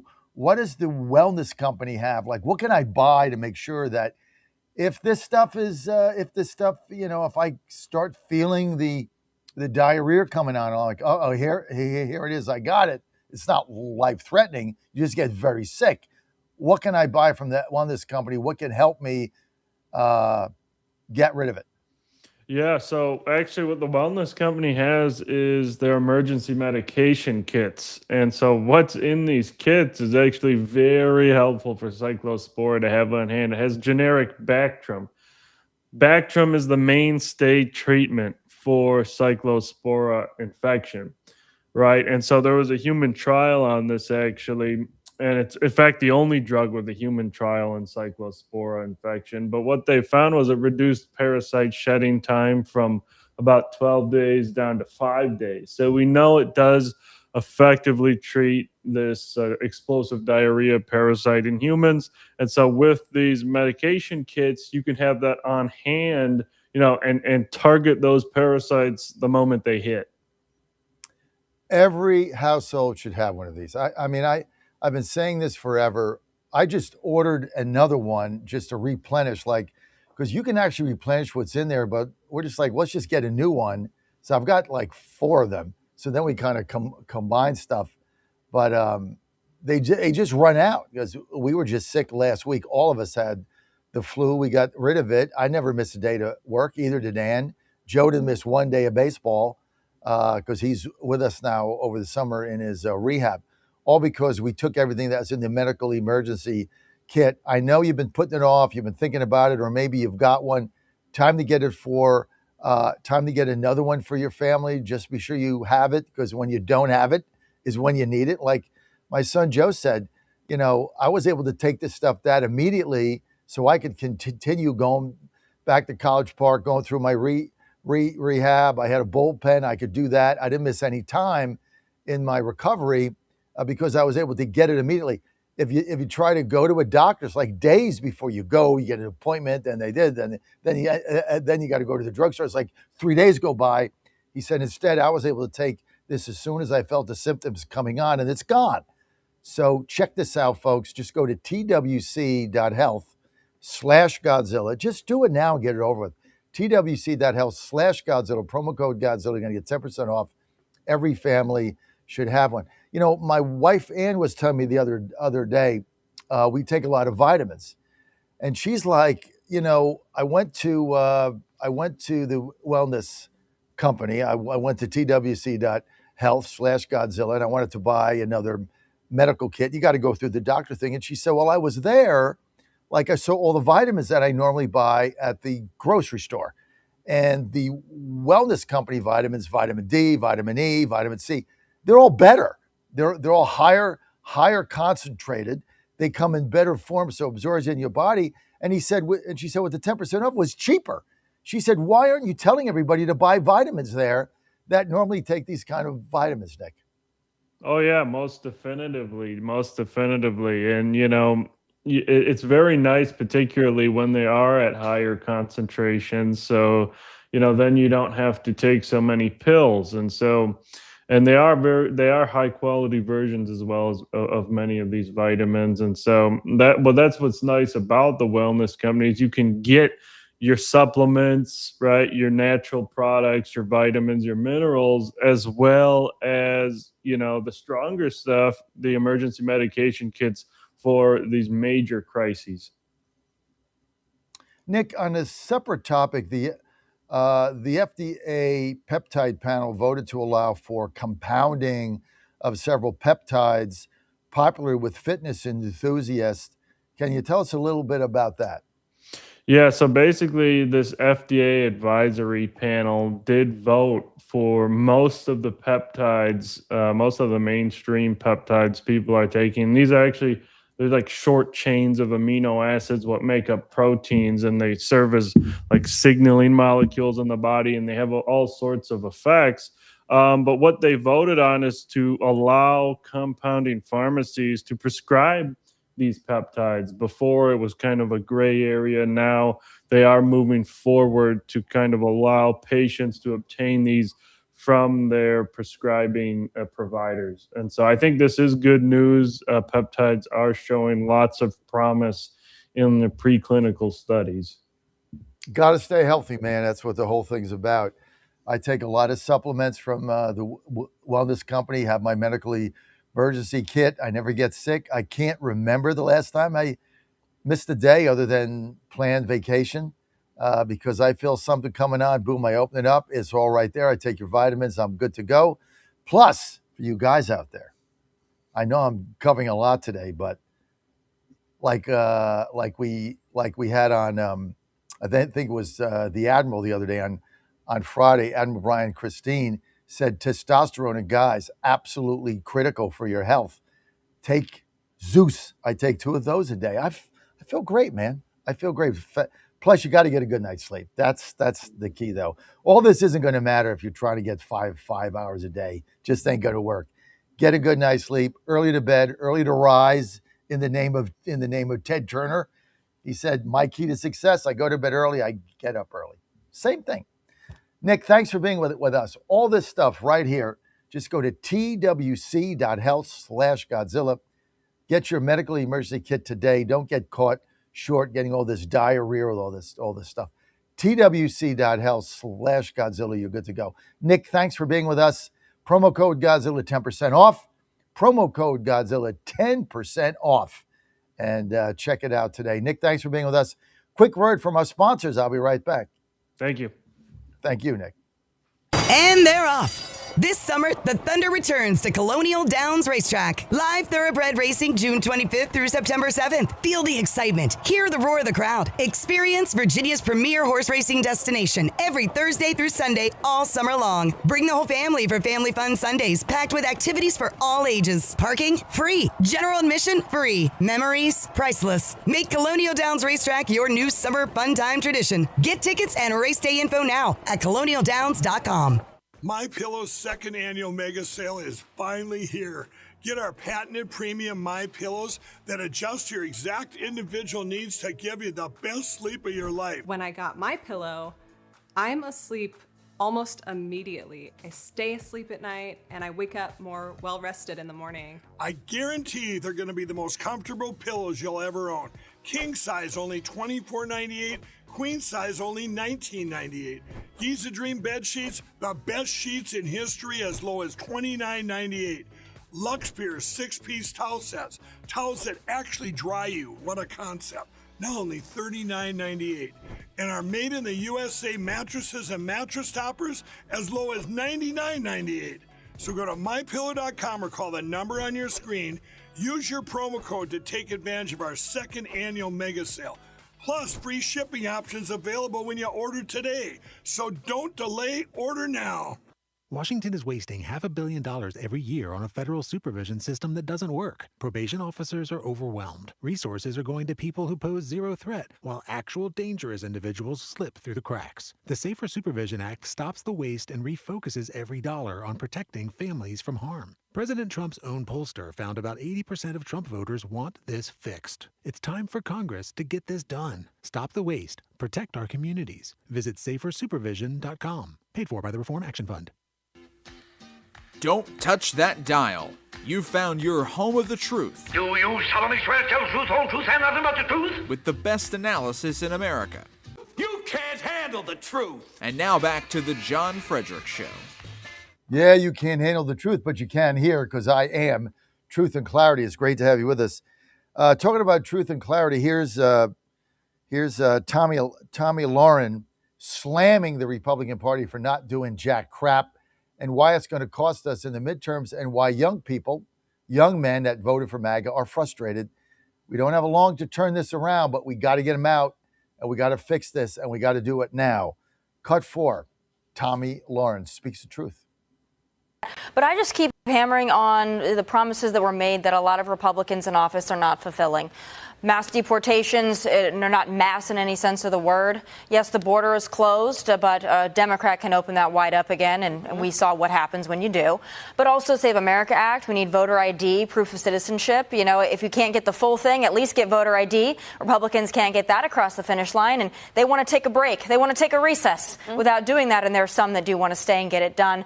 But I think you're going to see, especially maybe some young men who are frustrated that things are costing a lot. Maybe they can't get a high-paying job. Again, we got illegal aliens soaking up the job market in a lot of these places. So there's a lot of issues that Republicans have yet to address. I think that they can, but you have to answer something with something. You can't answer something with nothing. And you're going to see a lot of people that are not happy with the status quo. Bernie Sanders was right about one thing in that clip. And we saw the same thing when Kamala lost to President Trump, because Kamala was status quo and President Trump was a change. So the worst thing that can happen is you tell people things are going to stay exactly the same if they're already unhappy. I don't want Republicans to fall in the trap.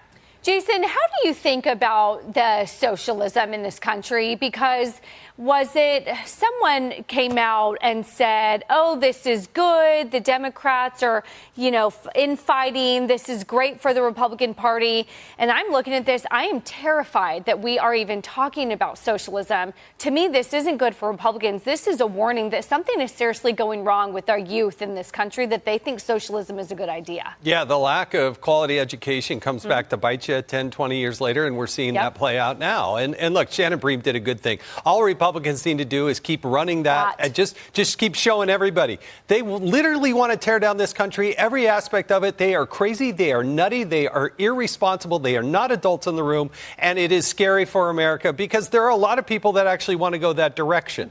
And Bernie Sanders has been fighting the oligarchy for I don't know how many decades and getting rich doing it.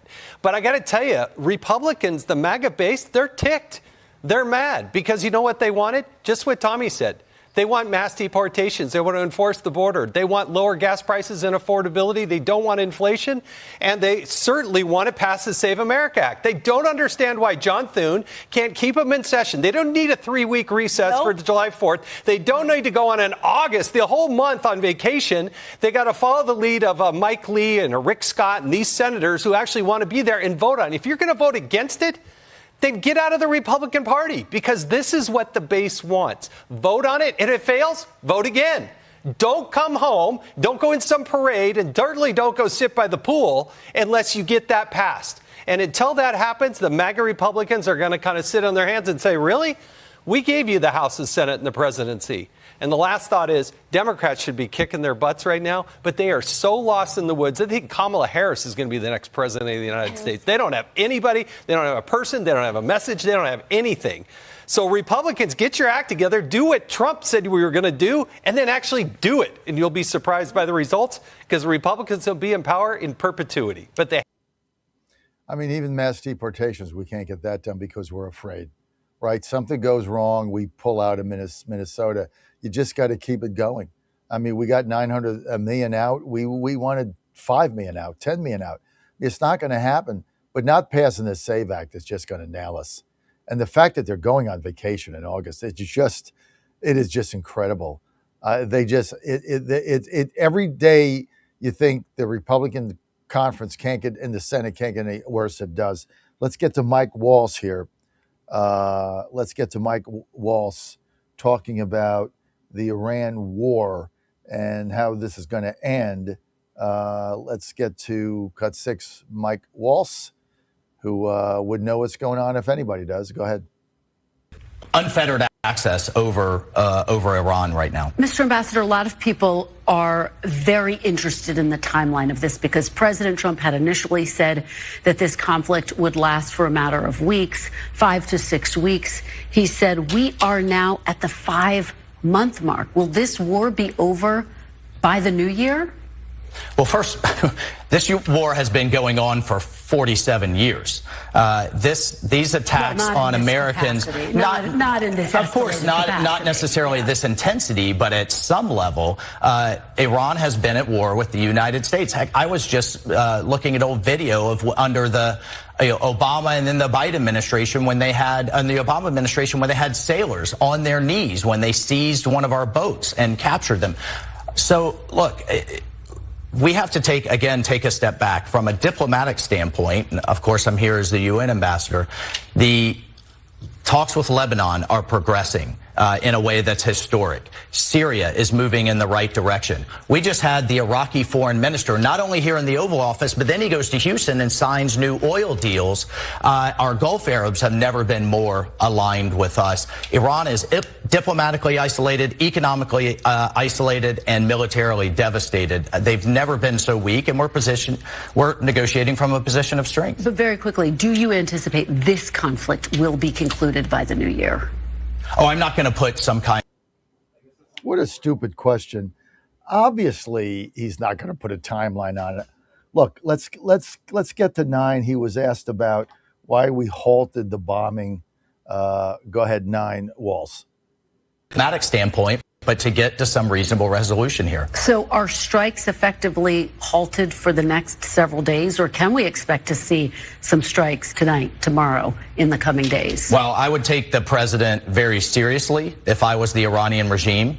The U.S. military is locked and loaded. In fact, more assets have gone into the region. And as we've seen, we have focused on those assets that have illegally struck civilian shipping. I mean, look, we have to take a step back here. I mean, this is like the Somali pirates with cruise missiles. I mean, they are desperate in the sense that now we're attacking ships from Panama, from Cyprus, from Singapore. A number of civilian mariners have been killed. And at the end of the day, the president has decided, and he is going to see this through, that the Iranian regime cannot and will not have a nuclear weapon, but also they cannot illegally, in this kind of terrorist fashion, hold the rest of the world's economies hostage. You raise assets. I want to ask you about the assets. NBC News is reporting the Pentagon.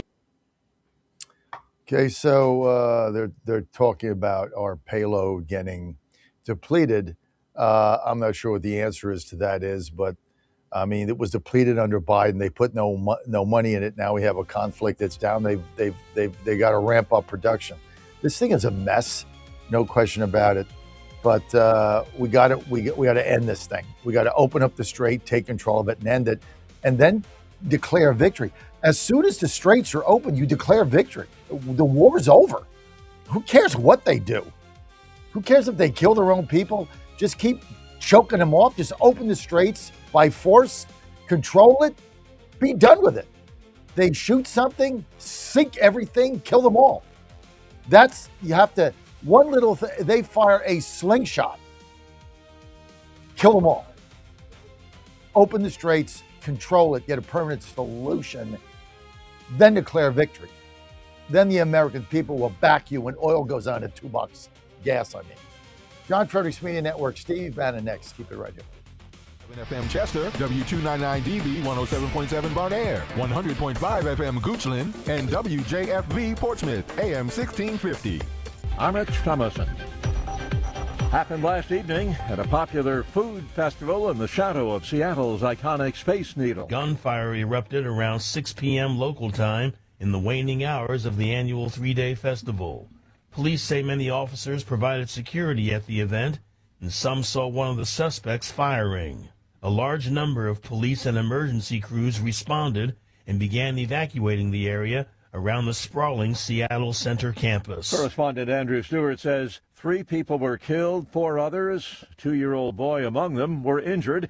One suspect in custody. The hunt goes on for another. Police say the 2 were targeting each other and there's no ongoing threat to the general public. Global oil prices have eased now that the U.S. and Iran have paused their attacks on each other. The hope is that more talks could revive the U.S.-Iran ceasefire.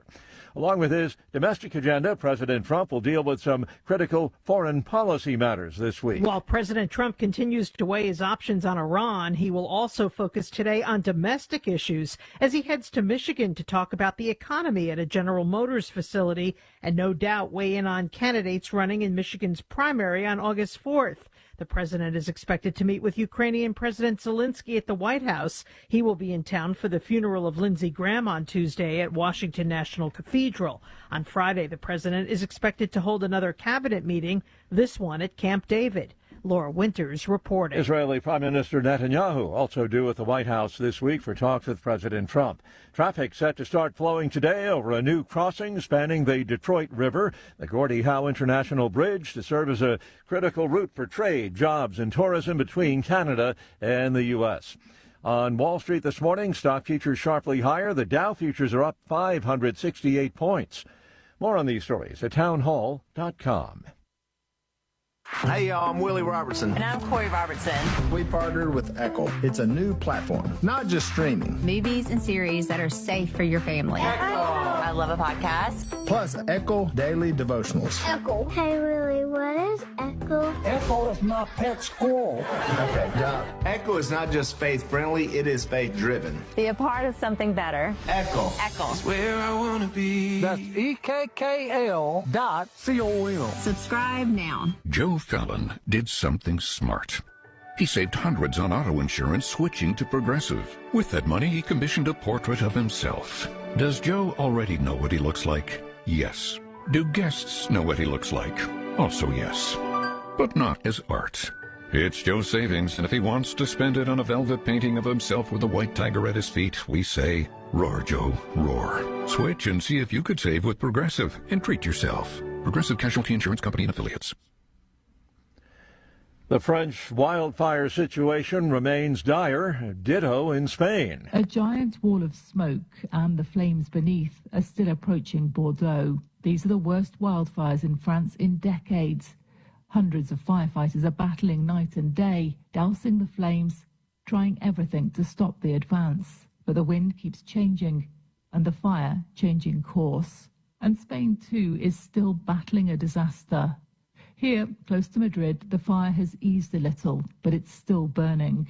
The Interior Ministry calls it the most aggressive that Spain has ever seen. The BBC's Sarah Rainsford. Russian ballistic missiles struck Kiev over the weekend, igniting fires, wounding at least 3 civilians. Local officials report attacks in other parts of Ukraine that killed at least 2 people. These strikes follow Ukraine's successful drone attacks, which have stalled Russian advances, increasing pressure on Vladimir Putin. News and analysis at townhall.com. A U.S. appeals court upholds an injunction blocking President Trump's order to create a federal voter list. The First U.S. Circuit Court of Appeals rejects the Trump administration's effort to overturn an injunction blocking the mail-in voting restrictions in 23 U.S. states that sued ahead of November's midterm elections. The ruling came Saturday. President Trump's March executive order directed the Postal Service to only deliver mail ballots to people on a government-created list of eligible voters. In June, a federal judge ruled that the states and Congress, not the president, had the authority to set election rules. I'm Julie Walker. Shares of Chinese memory chip maker CXMT have soared. The company began trading in Shanghai in mainland China's biggest IPO in recent years. CXMT raising at least $8.6 billion. More on these stories at townhall.com. The Trump administration has brought positive changes when it comes to fixing our broken healthcare system. If we really want to make America healthy again, well, that starts at home. And that's where the Wellness Company comes in. You see and hear from the Wellness Company doctors all the time, and you know their products are the gold standard for keeping you and your family safe and healthy, giving you the opportunity to make sure you're prepared for whatever happens with their prescription medical kits. Additionally, the Wellness Company offers a variety of products, from parasite cleanses to methylene blue to weight loss and so much more. Make America healthy again starts at home. Do your part and protect the health of you and your family. Live a healthier, longer, and more satisfying life. Go to twc.health/Godzilla and order. That's twc.health/Godzilla. Use promo code Godzilla to save 10% today. The Cats and Cosby Show. It's the top news of the day. People are out there saying, the Iranians are never going to live by it. But let me tell you something. President Trump is going to bomb them again if they screw around.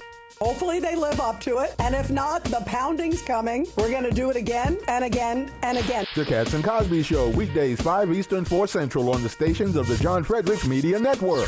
Trump is the toughest president we ever had. Well, he's definitely the best bomber. Van Hillary has fought for America before, and he's ready to do it again. As an Air Force navigator in Desert Storm, Van's mission was simple: chart the course, stay on mission. When he came home to Tennessee, he won an election nobody thought a Republican could win. Then he did it again and again. For almost a decade, America First conservative Van Hillary has fought the radical left, stood with President Trump, and never folded, securing our border, cutting taxes, and bringing jobs to Tennessee. Radical Democrats are trying to hijack our country. President Trump needs a conservative fighter who knows how to win. I'll keep fighting to help President Trump finish what he started, keeping our border secure, growing our economy, and destroying the woke agenda. I'm Van Hillary, and I approve this message because I'm standing with President Trump to get America back on mission. America First conservative Van Hillary. He's never folded, and he never will. Paid for by Van for Tennessee. Live from the studios of the John Fredericks Media Network, it's the John Fredericks Show. Grab yourself a cup of 1775 coffee, sit back, and get ready for the best 4 hours of talk in the universe. To be part of the show, just call our toll-free number, 888-480-5646. And now, here's the Godzilla of Truth, the Oracle of the Deplorables, the man who plays to win the game, John Fredericks. I'm your Godzilla of the Truth in America, your Oracle of the Deplorables. Thanks for being with me. Steve Bannon coming up. Hey, a couple of quick announcements. Number one, as you know, did a press release the other day. We hit just under 22 million total listeners and viewers in the month of June. Set a record for the company as our listenership and viewership across our streaming platforms continues to explode. 22 million, just under that, 21.6 million. We thank everybody for helping us attain that. And hopefully we can sustain it going forward. Certainly with Steve Bannon coming on, well, that's the reason we're up. No doubt about it. He is the ratings guy of all time. So thank you, Steve, for doing that. Other announcement, we just are about to acquire another station in Nashville. So we'll have a compliment to WENO. We just put the paperwork into the FCC. That is a done deal. That'll be approved by the FCC probably in the next, 6 weeks is about when it takes now, 6 to 8 weeks. They move much faster than they did in the past. That's WAKM, AM 950 in Williamson County out of Franklin. So we'll have two stations in the Nashville market, and we'll be carrying both the Tennessee Titans there in Nashville and the Tennessee Volunteers. The Steelers will continue to be our national affiliate across our other network as our sports programming continues to expand. Also, our new sports show, Past the Wire Sports, that debuts Monday, 6 to 7 p.m., Monday to Friday across our entire network. That'll be sports analysis and a little bit of handicapping thrown in to complement Godzilla Wins, which has exploded in the last year. I have no idea how it's a cult following. Joining me now, though, what's more important, my ratings driver, Steve Bannon, is with us of War Room. No. Steve, thanks for being with us. I got to tell you, if it's 20 million in June, John, it will be much, much higher over the next couple of months because we're 100 days away from game day, right? Or I guess 99 days today from game day. So you should see a big rating surge given your coverage of the MAGA movement. It's going to be pretty intense from now to game day. The biggest fear we have is our MAGA voters staying home, disillusioned, war, deportations, gas prices, affordability, all the young men that we had coming over to MAGA. A lot of them now are saying, you know what, I'm done. Republicans don't do anything. They're looking at alternatives. How do we reverse this trend, Stephen K. Bannon? Well, the good news is that, we have this time the Democrats have picked even a more radical crowd than than they normally do. So I think that's a big advantage to us. If you look at 2018, which I think is a pretty good benchmark to look at of how we got swept then with Pelosi. They had I think an 8-point or 9-point generic ballot lead. That lead has been cut down about half in the last 30 days. Decision Desk had, I think the first time I started coming back on regularly, John, was a couple of weeks ago. Decision Desk at that time had just published, their analysis. And they and Cook, I think, are two pretty good bedrocks to look at. Cook's got it much, much tighter, but Decision Desk had a 25-seat basically spread on Democrats. I think it would come out as like 229 or 230 to 205 or something like that. But it was like a 25-seat spread. That's been cut. That's down to 15 seats of analysis they put out last night or over the weekend. What you can tell is there's definitely a tightening here, and the tightening is that the Democrats just offer really too radical an alternative, and they really don't talk about it. They talk about affordability, but since the Democrats caused under Biden and they refuse to cut spending, you see that they really don't have alternatives. The good news is that President Trump's policies he won on the 24 are still very popular. Border security, mass deportations, et cetera. So we just got to get back, I think. And I'm not so sure this is going to come down to young men.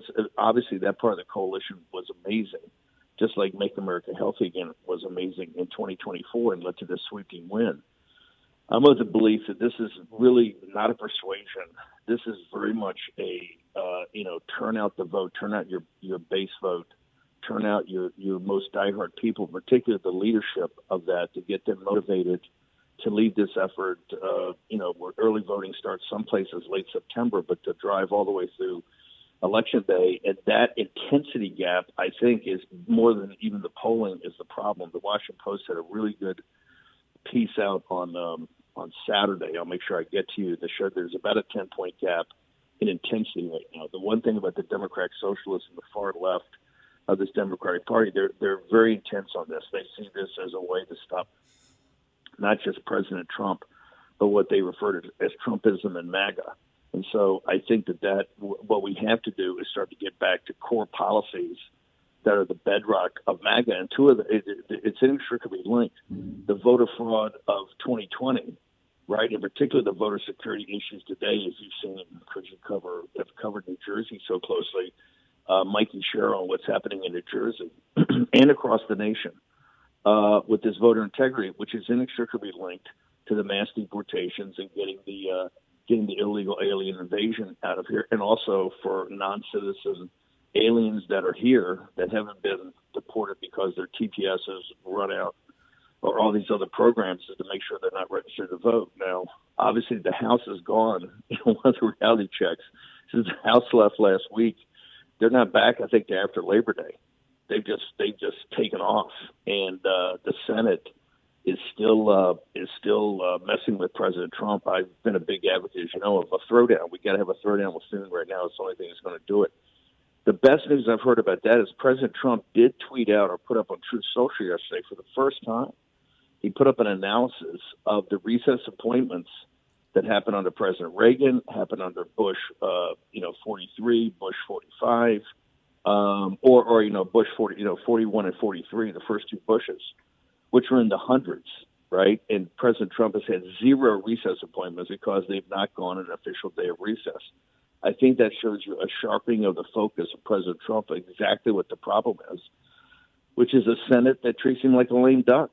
And I think that's got to be rectified. Particularly, it's got to be rectified to motivate. I think those type of fights right now are what's going to motivate the base that, hey, President Trump is back to core policies, is fighting for these, particularly voter security and immigration, illegal immigration, particularly deportations. And I think those two fire up the base, particularly the leadership of the grassroots, and we get back into this. Is going to be tough. I mean, people should understand, if we hold serve here, I think it'll be by a couple of seats max. So going forward, that's going to mean that, hey, the same grind we have right now is going to be the grind we have in the future. But if we lose the House in particular, you're going to have the White House is going to be Fort Apache for a couple of years. It's going to be very, very, very difficult, very tough to make anything happen. So I think right now we're in actually better shape than I thought we would be. It's incredibly tight, and it's going to be about turnout. This is a base election. It's going to be turnout of your base. Steve, define throwdown. You said we have to have a throwdown with Leader Thune, which in and of itself is an oxymoron. What do you mean by throwdown? I mean, I think there ought to be a leadership contest right now. I don't see any way around it. I mean, Thune has been an obstructionist for President Trump's agenda time and time again, and including just blowing him off. I mean, last week they had pretty sharp words, of which, Caroline Leavitt said at the podium, I think it was her first official day back, or the big press conference they had last week, and she said, President Trump's running out of patience with the leader, and his response was, "Hey, you guys got telephone, call and switch some votes, and which is, to me, he's leader for one reason. He's got to be the whip. He's got to be the one that either threatens to take away chairmanships, subcommittee chairmanships, move their offices to the basement. I mean, it's now time. You've got to, if you need to put some muscle, everything in the Senate is done to protect the most vulnerable members, right? So everything we're doing is to protect Susan Collins, essentially, right? Or the Beauty Murkowski in Alaska. This cycle it's obviously Collins, but everything's done to protect the weakest member. That's their mentality. Therefore, you just get a bowl of mush. Nothing really happens. Nothing passes. I mean, Mike Lee and Eric Schmidt and others, this heroic effort back in April, I think it was April, maybe early May, to actually try to pass and do a filibuster on the Save America Act was every night. Remember, we would cover it every night from like 7 to midnight. They were trying to get a standing, they were trying to break the filibuster, get a standing filibuster, and it went nowhere. Not because of their efforts, because who didn't back it.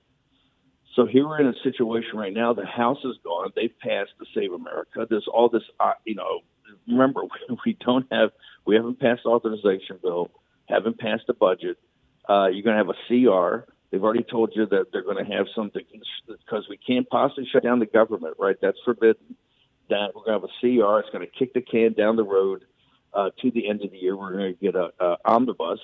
This is why the spending, we're still spending, is a great piece, I think, in the Washington Post this morning, how we're still funding all the NGOs that came up during the pandemic that led to the border, invasion and other ills that we see in our major cities, where the Democratic Socialists, these John C. Calhoun nullification experts, are nullifying, the federal law about immigration and other things. So we're in a horrible jam on spending, and the linchpin seems to be nothing. President Trump said the other night, the Senate is where things go to die.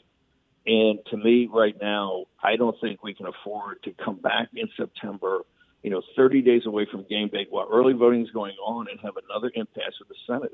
I recommend, if you want to, you know better than I do, because at 20 million listeners, you're taking calls every day. You guys have a pretty good feel for what the base thinks, particularly the leadership of the base. Yeah, they're pissed. and they would love to see. You want to energize the base, have a throwdown with Senate leadership about you haven't done anything, you've blocked us, and it's. I think President Trump's setting up that because he has not really been that aggressive in pushing this concept of recess appointments, and we have people backed up. We have people backed up for a year, and some people I'm talking to saying, "Hey, they say they're not going to get to these people until November." So you have plenty of backup, and every time they panic that President Trump's going to do something on recess appointments, they act like they did last September. If you remember, they passed. They approved. They came back from August recess. President Trump threatened a fight, and I think they approved 100 people move through. People were able to get these guys through very quickly. Mike Lee, et cetera, who has been arguing for a recess appointments in official recess. People should know that this is a technicality, but the Senate has not been on an official recess, which would allow a president to make recess appointments since the very day of President Trump's first term in office. In 5.5 years, 4 of the first term and 1.5 in the second, they have not been on official recess one day. They always have this kabuki theater. One person shows up. They kind of have a phony, we're still in session. And the reason is Mitch McConnell has basically said his construct is still what drives the Senate. He's saying, hey, I don't trust Trump. We wouldn't even give him 1 day as recess for potential recess appointments. So we're always going to play this kabuki theater. And Thune is just he follows the construct of McConnell, which is the Senate is there to do what the Senate wants to do, not to support MAGA, definitely not to support MAGA, and not only to support Trump where it fits into their agenda. Now, the decision desk has it right now as a draw in the Senate that we would lose 3 seats that we currently have. And people should understand right now of all the grief that MAGA got about Texas and Paxton.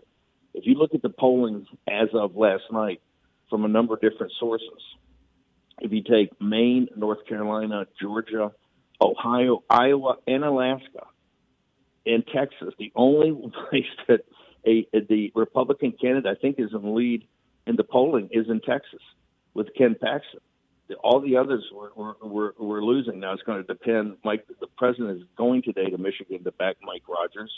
Michigan has its primary next week, I believe. We'll see if it's more of just a progressive candidate or this kind of radical Marxist jihadist who very well could win.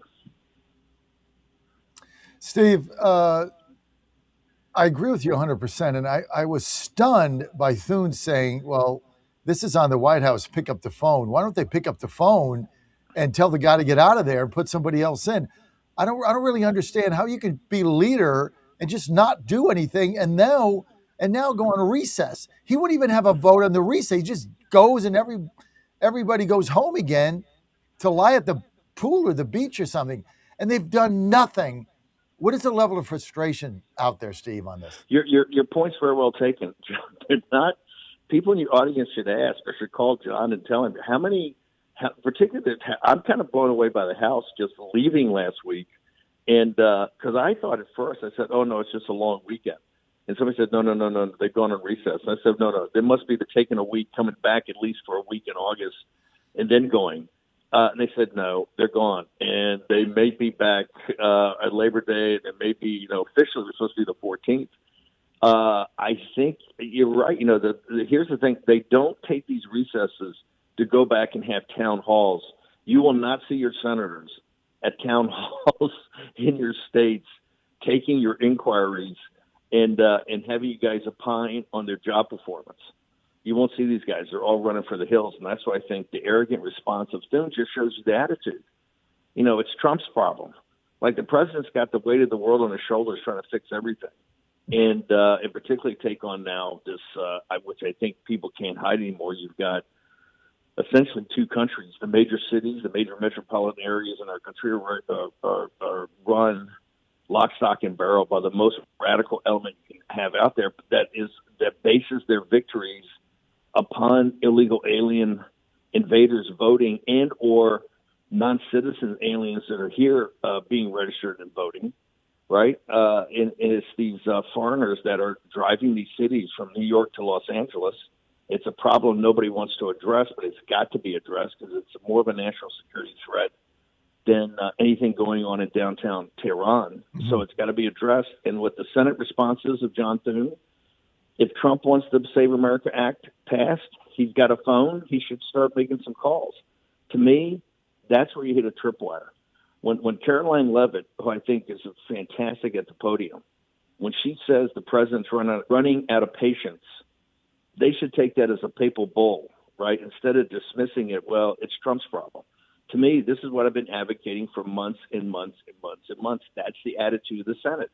And if you think you can win in November, in particular the Senate, if you think you can hold these seats or maybe even pick up one or two and keep control of the Senate, with that attitude of treating President Trump like a lame duck, not giving any recess appointments, not doing anything to further his plan, but to further your plan, that's not the way your intensity, 10-point gap in intensity is going to remain. Because a lot of people, and you know this better than anybody, a lot of people are just going to say, I'm out this time. I might vote, but I'm certainly not going to canvass. What we have to have is those grassroots leaders that you saw in Texas, you saw in Virginia, grassroots leaders stepping up to the plate and saying, yes, we're going to take leadership here. We've got a massive get out the vote, just like in 24. We're going to have an organized get out the vote, program. We're going to work. We're going to be the tip of the spear. We're going to be putting out the message that we can't turn this over to these radical Democrats. And the way to do that is get back to core policies, but also, I think, have a throwdown right now, a fight over Senate leadership about is it going to be John Thune's Senate or is it going to be Donald Trump's Senate? I think that one thing energizes the base. Win or lose, we want to fight. We want to play to win the game, and we're not playing to win the game. And that is the frustrating. Nobody wants to play for a team that doesn't want to win. You're just not going to give 100% when everybody else is sloughing off. I mean, both of us have played ball. I mean, you played baseball. I played baseball. You can't, if you're out there pitching and you know that half your team doesn't give a rat's ass, I mean, it's really hard to be successful. And that's kind of where they're at right now. It's just a horrible situation. I think you're 100% right. And for Thune to say, well, I'm the leader, but it's up to the president, like he doesn't do anything. That's the frustration. We're with Stephen K. Bannon, War Room, 10 to noon, Monday to Friday. You can get him on RAV and everything else, 5 to 6, and then 10 on Saturday. Congratulations on the great ratings, and thanks. It's only going to get bigger because we're 100 days out, and I think we're 60 days out from the bulk of the nation starting to early vote, and we got a fight on our hands, folks. So stay tuned. John, thank you so much for having me on. Wait, Steve, final thing, Iran war. Yeah. You've got to break this down for us. There's been a pause in the bombing. A lot of people are saying there's no clear strategy. There's no way out. We're not in it to win it. Nobody knows what's going on. Now we've got the Red Sea, the Houthis firing bows and arrows, and then the price of gas goes up 50 cents because somebody threw a rock at a ship. That's basically it. What the hell's going on here, Steve? Well, it could get worse. This meeting with Netanyahu and Zelensky on tomorrow at the White House is very big.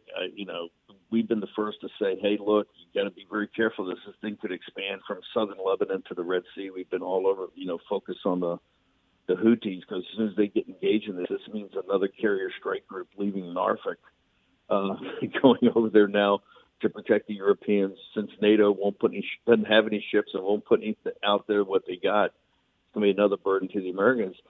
Folks better very closely pay attention to Zelensky. Zelensky took out, I think, an Iranian tanker the other day, and he's talking about they want to expand this fight. They want to merge. They want to merge the two wars. They want to merge the Russian-Ukraine fight over eastern Ukraine. They want to merge that with this situation in the Middle East. If you have that, you're going to have something that could very easily spin out of control. So the president's, the other day he had an option, called everybody together. It's been pretty well reported. They had a massive, go up the escalatory ladder on the kinetic part of this, including a massive bombing.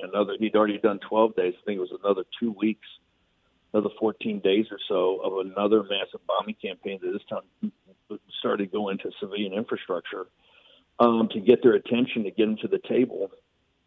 And, there's all types of issues. Do we have the missiles? Do we have the capacity? How's the fleet doing out there with operations? And now they're back to the table. So, there's some elements, and I've warned from day one, they've done such a good job of decapitating the leadership over there, particularly the mullahs and the radical Islamists, that the IRGC seems to be in charge of things. However, you didn't get a bunch of Jeffersonian Democrats to the top, to the decision making. You get some pretty hardcore people, and who's actually in charge, particularly who's in charge and can make a decision in Hormuz, right? And who's now the MOU had a part that I really disagreed with. I thought opened up a Pandora's box, and the MOU set up that the Persians, the Iranians, were going to also be in conjunction with Oman to talk about some sort of control mechanism for the Strait. I think bringing Oman or anybody else into this is a total disaster. So right now, I would tell people President Trump is trying to look for an off ramp that does his number one objective is to make sure he's totally obliterated the nuclear program with leaving and having freedom of navigation for the Strait of Hormuz. That's a complicated, heavy lift. They're working on it 24/7. They're using the kinetic part as a stick to pound the Persians back to the table and offer a few carrots to get something done and extract us. But I would tell people right now, I would very much focus on this war actually expanding. As we said and warned, from southern Lebanon now to the Red Sea, this thing's actually a geographic area actually expanded, and Zelensky's up to no good. We've never been a fan of Zelensky. And by the way, they fought as good a fight as you possibly could against the Russians. We just shouldn't be putting any more money into it, but they're fighting with drone technology and other aspects. They're pound for pound. They're delivering some real blows. What Zelensky wants to do in his own self-interest is, I think, expand this where the Ukraine war is actually now locked into with the Turks and with Syria and Lebanon locked into the Middle East war. If that happens, if this war is connected from the Red Sea all the way up through that crescent to Ukraine, folks, you got a problem. That's a 20-year problem, not a 2-month problem. So we got to be very careful. And I think President Trump's this is why I'm so upset about the Senate. The president's got the weight of the world on his shoulders and trying to figure out these different alternatives, negotiate, also take care of national security, and everything we have with the financial issues, and particularly these AI investments. Looks like, it could be dragging down the stock market, the bond market, all of it. And on top of this, you got a Senate that's telling Trump, hey, pick your phone up, and if you want to get your Save America Act, if election security is so important to you, you make some phone calls. And that's why I think now, this week, we need a throwdown and a fight of Senate leadership and see if we can't get a replacement for John Thune. Final thing, and you got to go. Your assessment of AI right now. Well, the containment was we've been warning about, from these data centers to look at the state of the markets with the investment. This is, folks understand, we have a highly leveraged, given we're $40 trillion in debt, we're in a $2 trillion deficits because we're still working off Joe Biden and Nancy Pelosi's numbers with these continual CRs.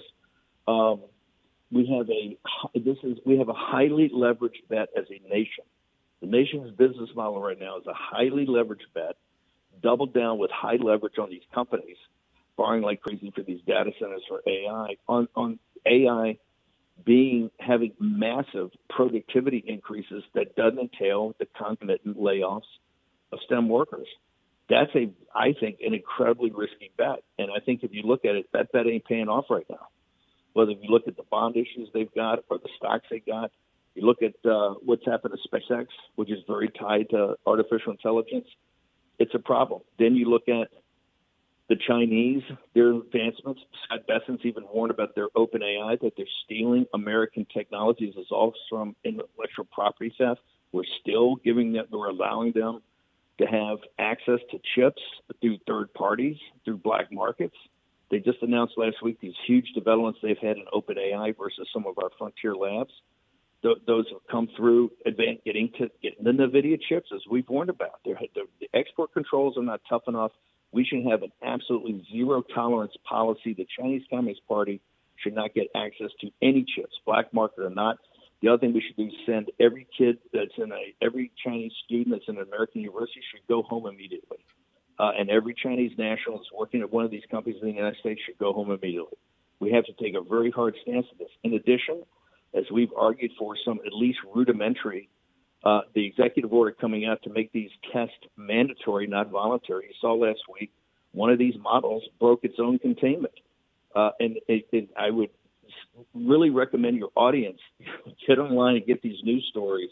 You owe it to the country to get up to speed on what artificial intelligence is doing. These models, one of the models broke out of containment, right, when it's still being tested in its own lab before it being put out to the public. It broke containment, went online, cyber hacked another company to get actually kind of content from the company. And if you look at the report, actually the original model was leaving messages to its future self, right? Its future self, its advancements, its next model, its next advancement of how to break containment. These things are very scary. We only have a modicum of understanding of how they work, of how they can break out.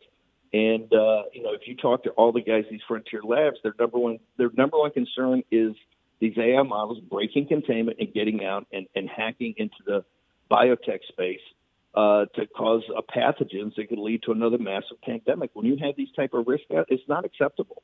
It's not acceptable to the American people that you have a handful of oligarchs that are gaining all the wealth and all the power, not spreading around to anybody, and quite frankly are out of control. And the White House is doing the job as best they can do, but it's got to get a lot tougher than this. And then I haven't even got to the data centers, which is another scam in and of itself. Just anticipate a data center is going to pop up in a neighborhood nearby to you. You've never heard about it. You didn't know the county commissioners were thinking about it.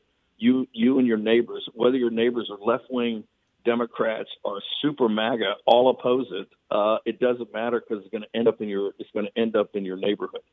That's where we are with artificial intelligence. It's got tremendous potential for the future, but that potential has to be. It's just like the atomic energy at the beginning of the nuclear age. You need something like an atomic energy commission to just put a basic rudimentary regulatory framework around this. So make sure that all these developments are for the good of the nation and not just for a handful of oligarchs that are driving us. So machines breaking containment to communicate with other machines to make their own decisions based on what the machine wants. Is that what you've said? Yes, exactly. This thing last week was big. And there's a number of articles. In fact, I'll get you some, John. The people really owe it to themselves now to get the basics of what's going on with these, with the top experts. And what turns out, the company went to the White House first because obviously it's a national security issue. And they were able to handle it, although they're still there still hasn't been a definitive report of what happened. I do know from the latest report saying that the machine itself, as it was breaking containment, left notes to its future self of how to break containment. That should be very scary to people. We only have a very rudimentary understanding of how to control this. This is from the top companies in the world and the top people in the world who are aghast about what these machines can do. Stephen K. Bannon, I want to thank you for your time. We overextended it today. I don't want to put you in a tough spot. I know you got a lot going on, but I want to thank you for sharing that with our audience, Steve. I really appreciate your insight. Thanks, John. Thank you. Good luck. Thank you. Good luck this month. Hope we have another big one. Bye. All right. Thank you. Stephen K. Bannon. Quick word from our sponsors. Barry Draper, when I get back. Fascinating conversation with Steve. In 2008, the amount of concentrated time people could spend on a task without becoming distracted was 12 seconds. 5 years later, it was only 8 seconds, 1 second less than a goldfish. If you're often distracted or have trouble recalling information, you're likely to fall behind in the demanding, fast-paced 21st century. In other words, brain performance is more critical now than ever. Boost your brain power with Healthy Cells Focus Plus Recall. Science-backed nootropics to help you sharpen focus, concentrate longer, enhance recall, improve mental speed, learn rapidly, and be more alert. It's a pill-free brain supplement made with maximum absorption ingestible gel technology, designed to feed your brain at the cellular level. Take it for a test drive. Go to healthycell.com and use code GODZILLA for 20% off your first order of Focus Plus Recall. That's HealthyCell.com. Code Godzilla for 20% off. This is Crom Carmichael, CEO of Solti. We got a wonderful email from one of our customers up east named Joe, and here's what he had to say.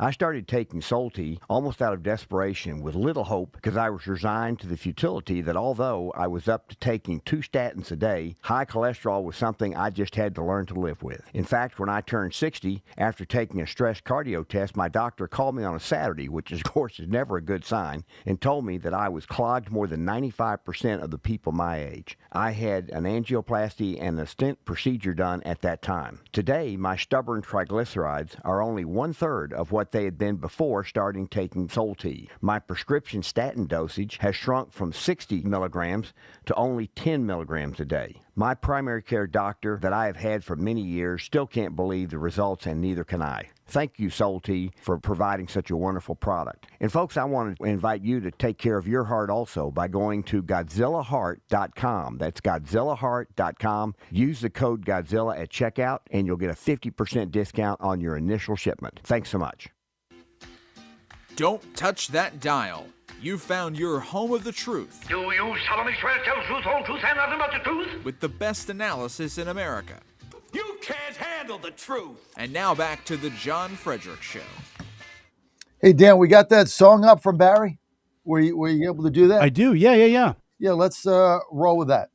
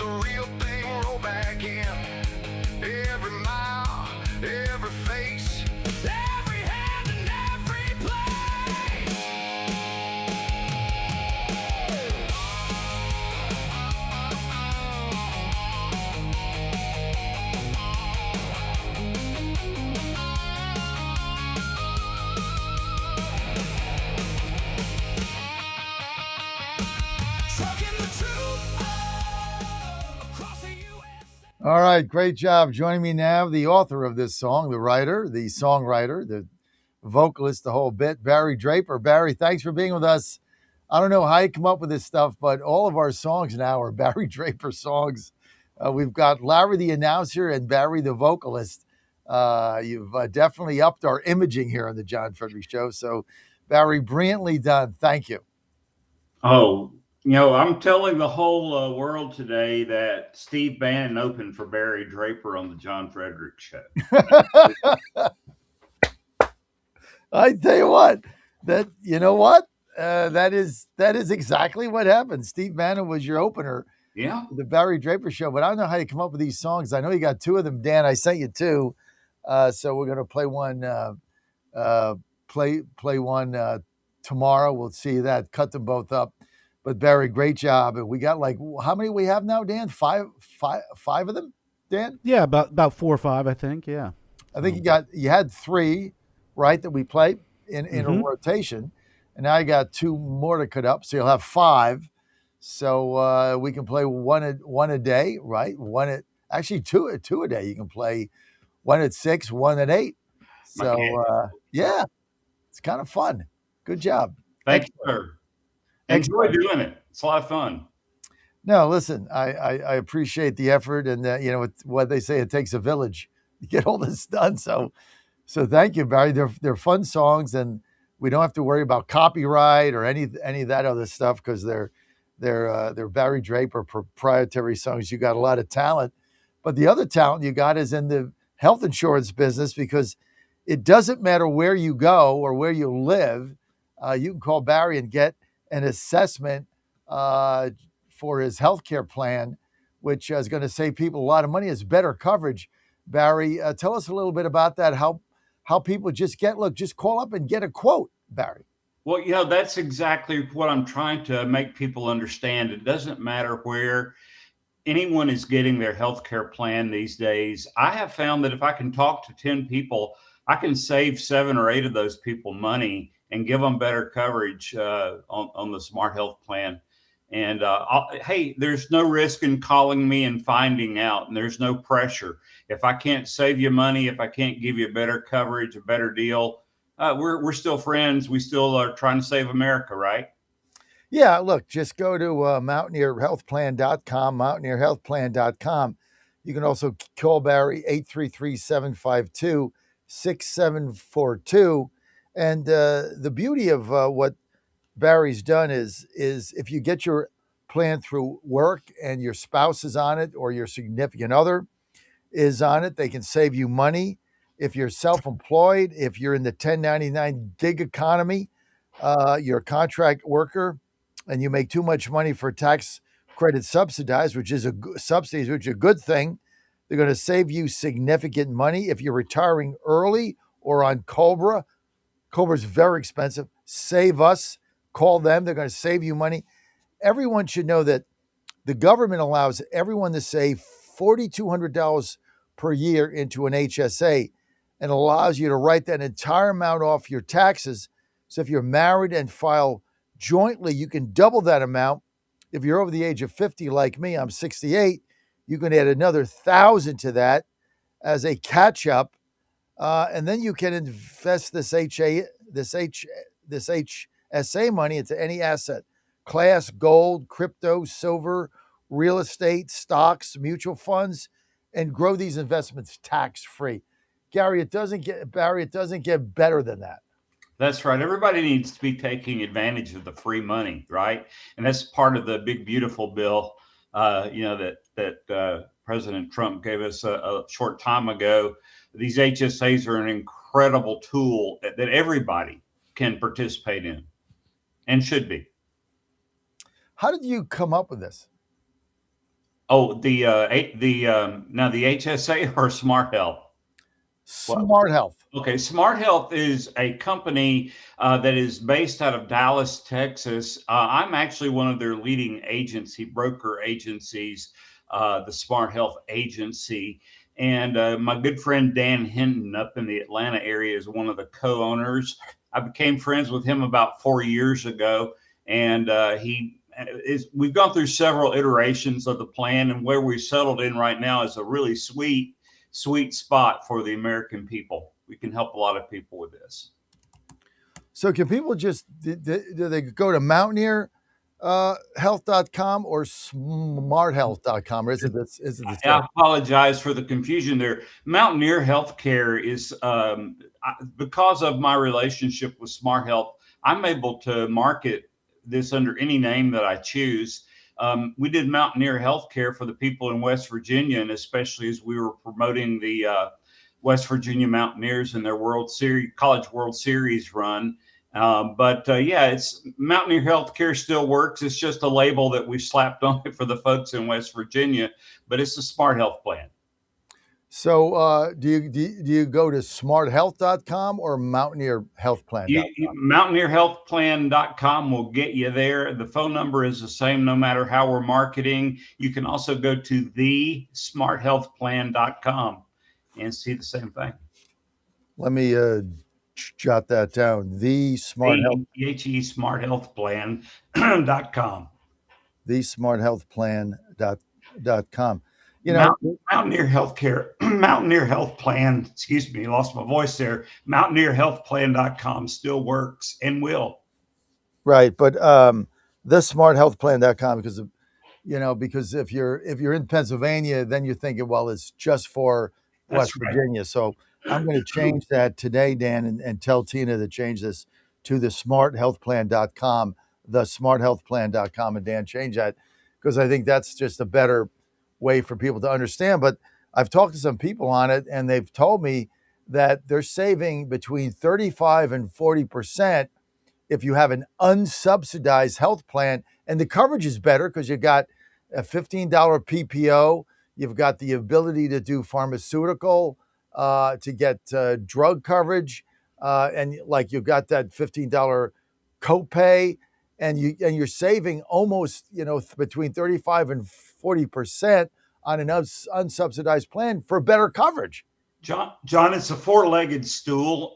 You have your catastrophic coverage covered by a 501c3 charitable trust share plan. You have your outpatient covered by a nationwide PPO. As you've mentioned, you have a fully tiered prescription drug plan, and you have a 365-day a year, 24/7 hour a day Recuro Healthcare telemedicine plan. You can contact a doctor. You can be on the phone with a doctor in 15 minutes everywhere across the country. We did Trucking for Truth a while ago. I know you have a huge trucking audience. For our truckers out there, this is a great healthcare plan. It covers you wherever you are across the country. That's the amazing thing of it, is that doesn't matter where you are, it doesn't matter what you do, you're going to be able to save money. But the beauty of this is just get a quote. I mean, just get a quote, talk to Barry and his people, get a quote, and then you got options. And then you can compare Barry's plan against what you have and see what makes sense for you and your family. And the only thing you have to do is go to thesmarthealthplan.com, thesmarthealthplan.com, or give Barry's a team a call. Dan, that number again, put it on the Chiron so that we have it. You can just give them a call. I got it. 833-752-6742. 833-752-7642. You have nothing to lose. And the thing is, 67. Let's say it again. 833-752-6742. That's right. You have nothing to lose here. By the way, that spells Plan SHC. Plan SHC. Oh, that's pretty smart. Yeah. Not that I would ever be able to match all those numbers to letters, but yeah. Plan A. Okay. Now that look, you got to have an edge. But the thing is, we've been struggling. Everybody's been struggling to find a decent healthcare plan that you can afford. And when you're paying thousands of dollars a month and your coverage sucks, it's very dispiriting. And there's never an end in sight. And Obamacare was a catastrophe. Prices went up. I mean, everything went up. And the medical healthcare plans, the drug, they just made more money. The whole thing was a disaster. So this is a way around it. You get great coverage. And I love what your company has done, because they've combined like the 501c3 with the catastrophic coverage. They've combined different things. in order to get you package it and give you the best plan possible, Barry. Yes, that's right. And as we mentioned a while ago, all of these plans are HSA qualified and they come with a free HSA account. All you have to do is when you're opening your plan with us, we'll help you open an HSA account. And from that account, again, you can invest in anything you want to invest in, and all the returns are tax free. Yeah, I mean, you just can't beat it. And if you need it, it's there for health if you need it. If it isn't, it continues to grow. It's not like it's just sitting there collecting no money, right? You can still grow it. And then if something happens and you need to take some of it out for a medical emergency, boom, it's there. You got it. And if you don't, even better, it stays in there and grows. How do you even, I mean, and it's tax deductible. How do you beat that?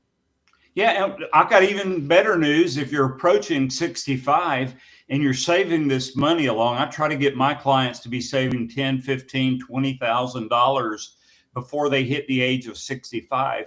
Once you're 65, you can use that money that you've saved to actually pay your Part B Medicare premiums out of that pool of funds as well. So you're taking tax-free money and using it to pay a future tax. I mean, it just makes sense. It makes sense. And the other thing you're going to get with Barry is you're going to get with his team personalized service. And right now, for us, it's all about personalized service. If I can't get service from the company I deal with, I just won't deal with them. If I've got to go, punch 5 numbers to get something, to then get somebody in India that doesn't know me, doesn't know what they're talking about, forget about it. The other day I was trying to get something.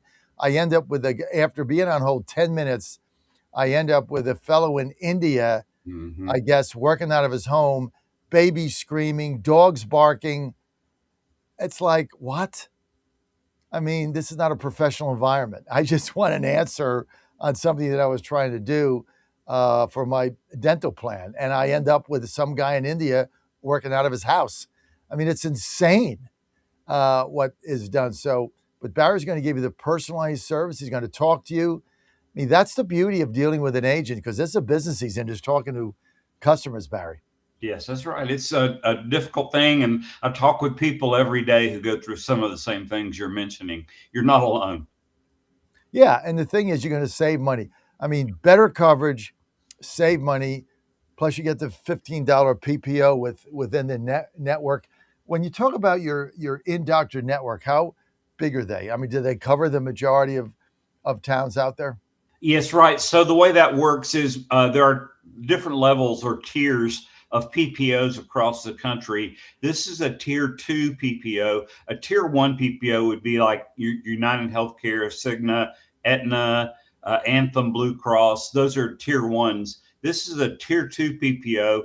We predict about 85 to 90% of the providers are in this network already. And the good news is, if you happen to have a provider that you want to use that is not in the network will let you nominate your doctor to the network. And we have about a 90% rate of success in getting those doctors into the network, because it is a PPO. It is not an HMO.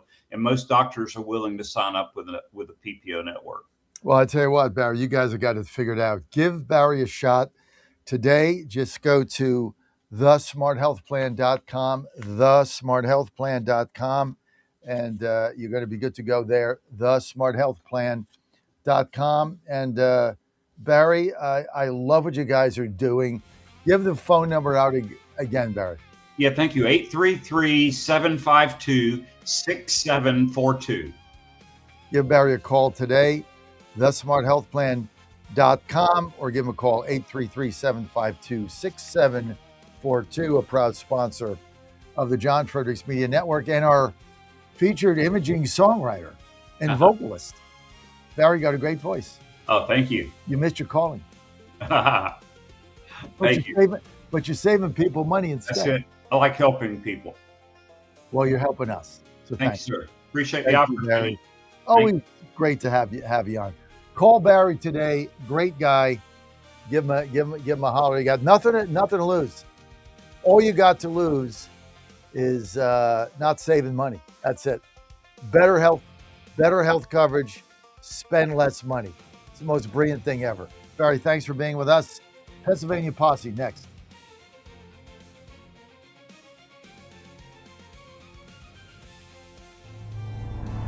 This is WJFN, Goochland, Bonaire, Chester, and WJFV, Portsmouth. Breaking news this hour from Town Hall. I'm Rich Thomason. Accusing New York City Mayor Zohran Mamdani of stoking fear and hate, Israeli Prime Minister Netanyahu vows to visit New York soon.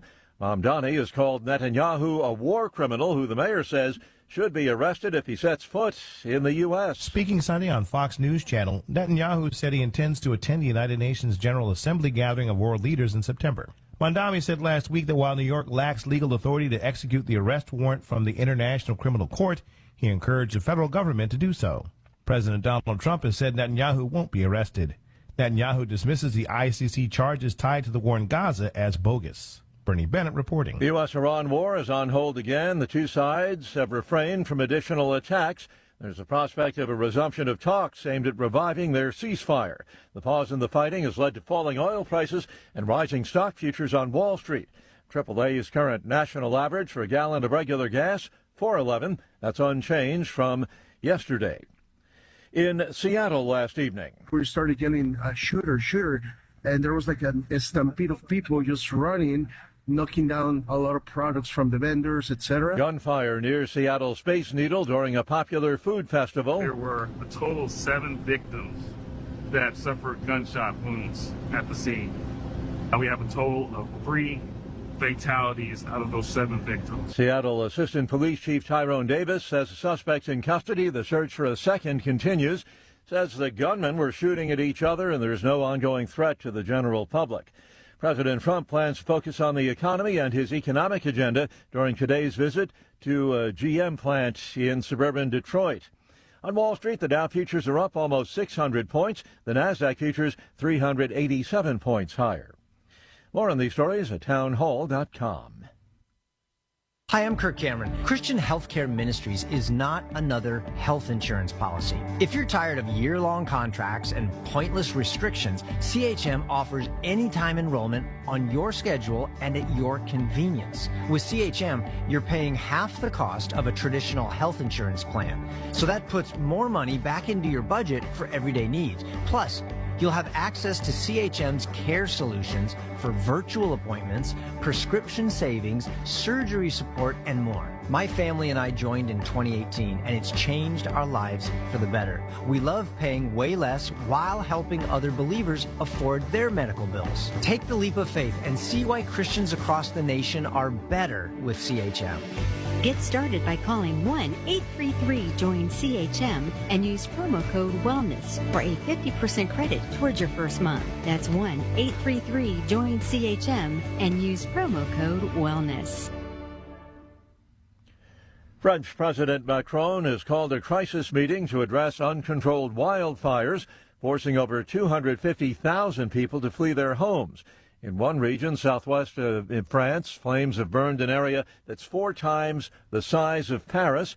Officials say the situation did remain globally stable overnight. That's a change from previous days with no new evacuations having been announced. With France entering its peak tourist season, local authorities have banned holiday camps for youngsters and people with disabilities.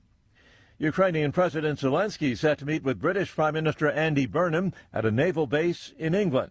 Burnham says the visit is designed to underline unwavering British support for Ukraine. Zelensky's trip is the first by a foreign leader since Burnham took office a week ago. He will be the 5th British Prime Minister the Ukrainian president has dealt with since 2022. Townhall.com. Government may not mind spending other people's money, but those whose money is being spent, they feel differently. They're fleeing high tax states. The statistics prove it. Analysis from Unleash Prosperity says Americans continue relocating across state lines, shifting both population and income.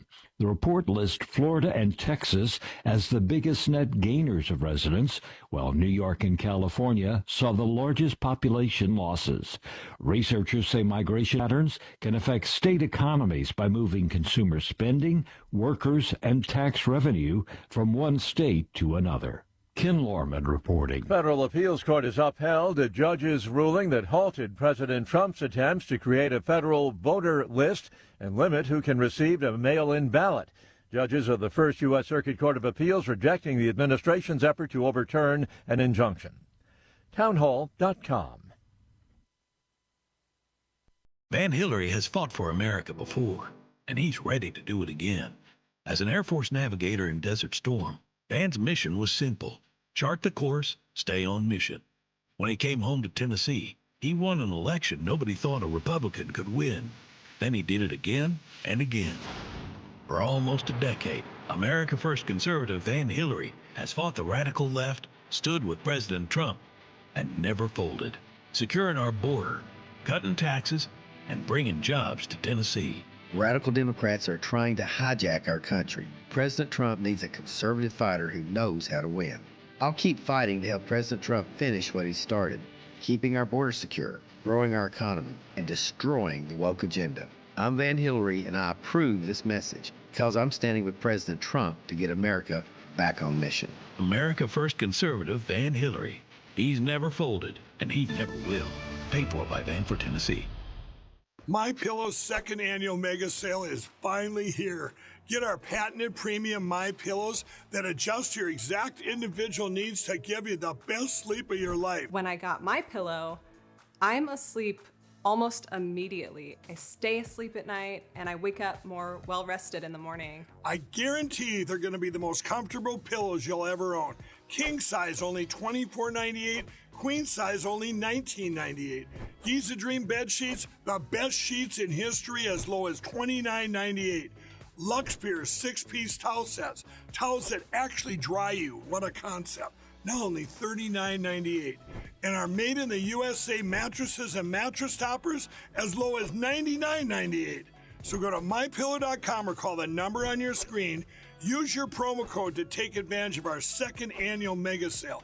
Plus, free shipping options available when you order today. So don't delay, order now.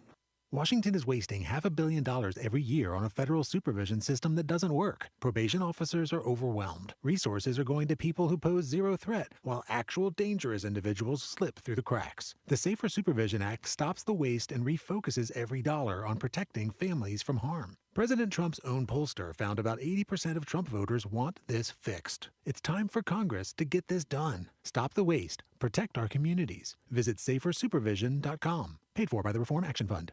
The Cats and Cosby Show. It's the top news of the day. People are out there saying, oh, the Iranians are never going to live by it. But let me tell you something. President Trump is going to bomb them again if they screw around. Hopefully they live up to it. And if not, the pounding's coming. We're going to do it again and again and again. The Cats and Cosby Show, weekdays 5 Eastern, 4 Central on the stations of the John Fredericks Media Network. Trump is the toughest president we ever had. Well, he's definitely the best bomber. Folks, this is Crom Carmichael, CEO of Solti. I have recently turned 77 years old. I do not take prescription drugs. I have not had to take prescription drugs, and I attribute a lot of my good health to a product that I've been taking, which is the active ingredient in Solti. It's a 22% concentration of theaflavin. We did clinical trials on it 25 years ago and found that it helped lower cholesterol. We have had many, many hundreds of letters and emails from customers telling us how it has helped them not only manage their cholesterol, but lower their triglycerides and help them on their blood pressure. And I can't tell you how much I attribute to Solti for my good health at age 77. And I encourage you to go to GodzillaHeart.com. That's GodzillaHeart.com. And use the code Godzilla at checkout, and you'll get a 50% off on your initial shipment of Solti. And I promise you it will be a great help for your heart health. Thanks so much. Ponder this. All of God's children, you and I, have been created in God's own image. It's hard to fathom, isn't it? One thing we do know about God is that He's perfectly free. So He created us perfectly free to follow Him and free to deny Him. We have the choice. Our choice, however, has eternal consequences. It is the biggest decision in your life. I'm sure that most of you, if not all of you, want the final elevator ride to go up, not down. How we live on this earth determines our eternal destination, up or down, heaven or hell, and yes, hell is real. God has rules for us to follow in order to be admitted into His heavenly home. Just like the rules you may have for people to enter your home, maybe you do not allow smoking or profane language. God too has rules. There are 10 of them. We are called to obey His rules, not to change them, adapt them, or ignore them. The Ten Commandments guide our entry into eternal life. We must obey his rules in order to enter his heavenly home. I'm Susie Kelly, and I am passionately Catholic. And they're off. This summer, the Thunder returns to Colonial Downs Racetrack. Live thoroughbred racing June 25th through September 7th. Feel the excitement. Hear the roar of the crowd. Experience Virginia's premier horse racing destination every Thursday through Sunday all summer long. Bring the whole family for Family Fun Sundays, packed with activities for all ages. Parking? Free. General admission? Free. Memories? Priceless. Make Colonial Downs Racetrack your new summer fun time tradition. Get tickets and race day info now at colonialdowns.com. Live from the studios of the John Fredericks Media Network, it's The John Fredericks Show. Grab yourself a cup of 1775 coffee, sit back, and get ready for the best 4 hours of talk in the universe. To be part of the show, just call our toll-free number, 888-480-5646. And now, here's the Godzilla of Truth, the Oracle of the Deplorables, the man who trucks the truth from coast to coast, John Fredericks. You're on the Godzilla of Truth. I am your Oracle of the Deplorables. Thanks for being with us. Pennsylvania Posse coming up. Well, it's me and Scott Barger, baby. That's it. It's the John and Scotty Show coming your way. Live in Washington, D.C. We got Jeff Kaufman is going to be joining us. Oh, my God. I was at his press conference on Friday. Was he fired up? I never saw anything like it. Kaufman just becoming unglued at what the Democrats have done for the Iowa caucuses. We'll get there in a minute. This segment brought to you by the Safer Supervision Act. Here's what's broken. Federal probation officers are managing over 100 cases each. Twice what's recommended for them to be able to manage. Now, people are slipping through the cracks, and that makes all of us less safe.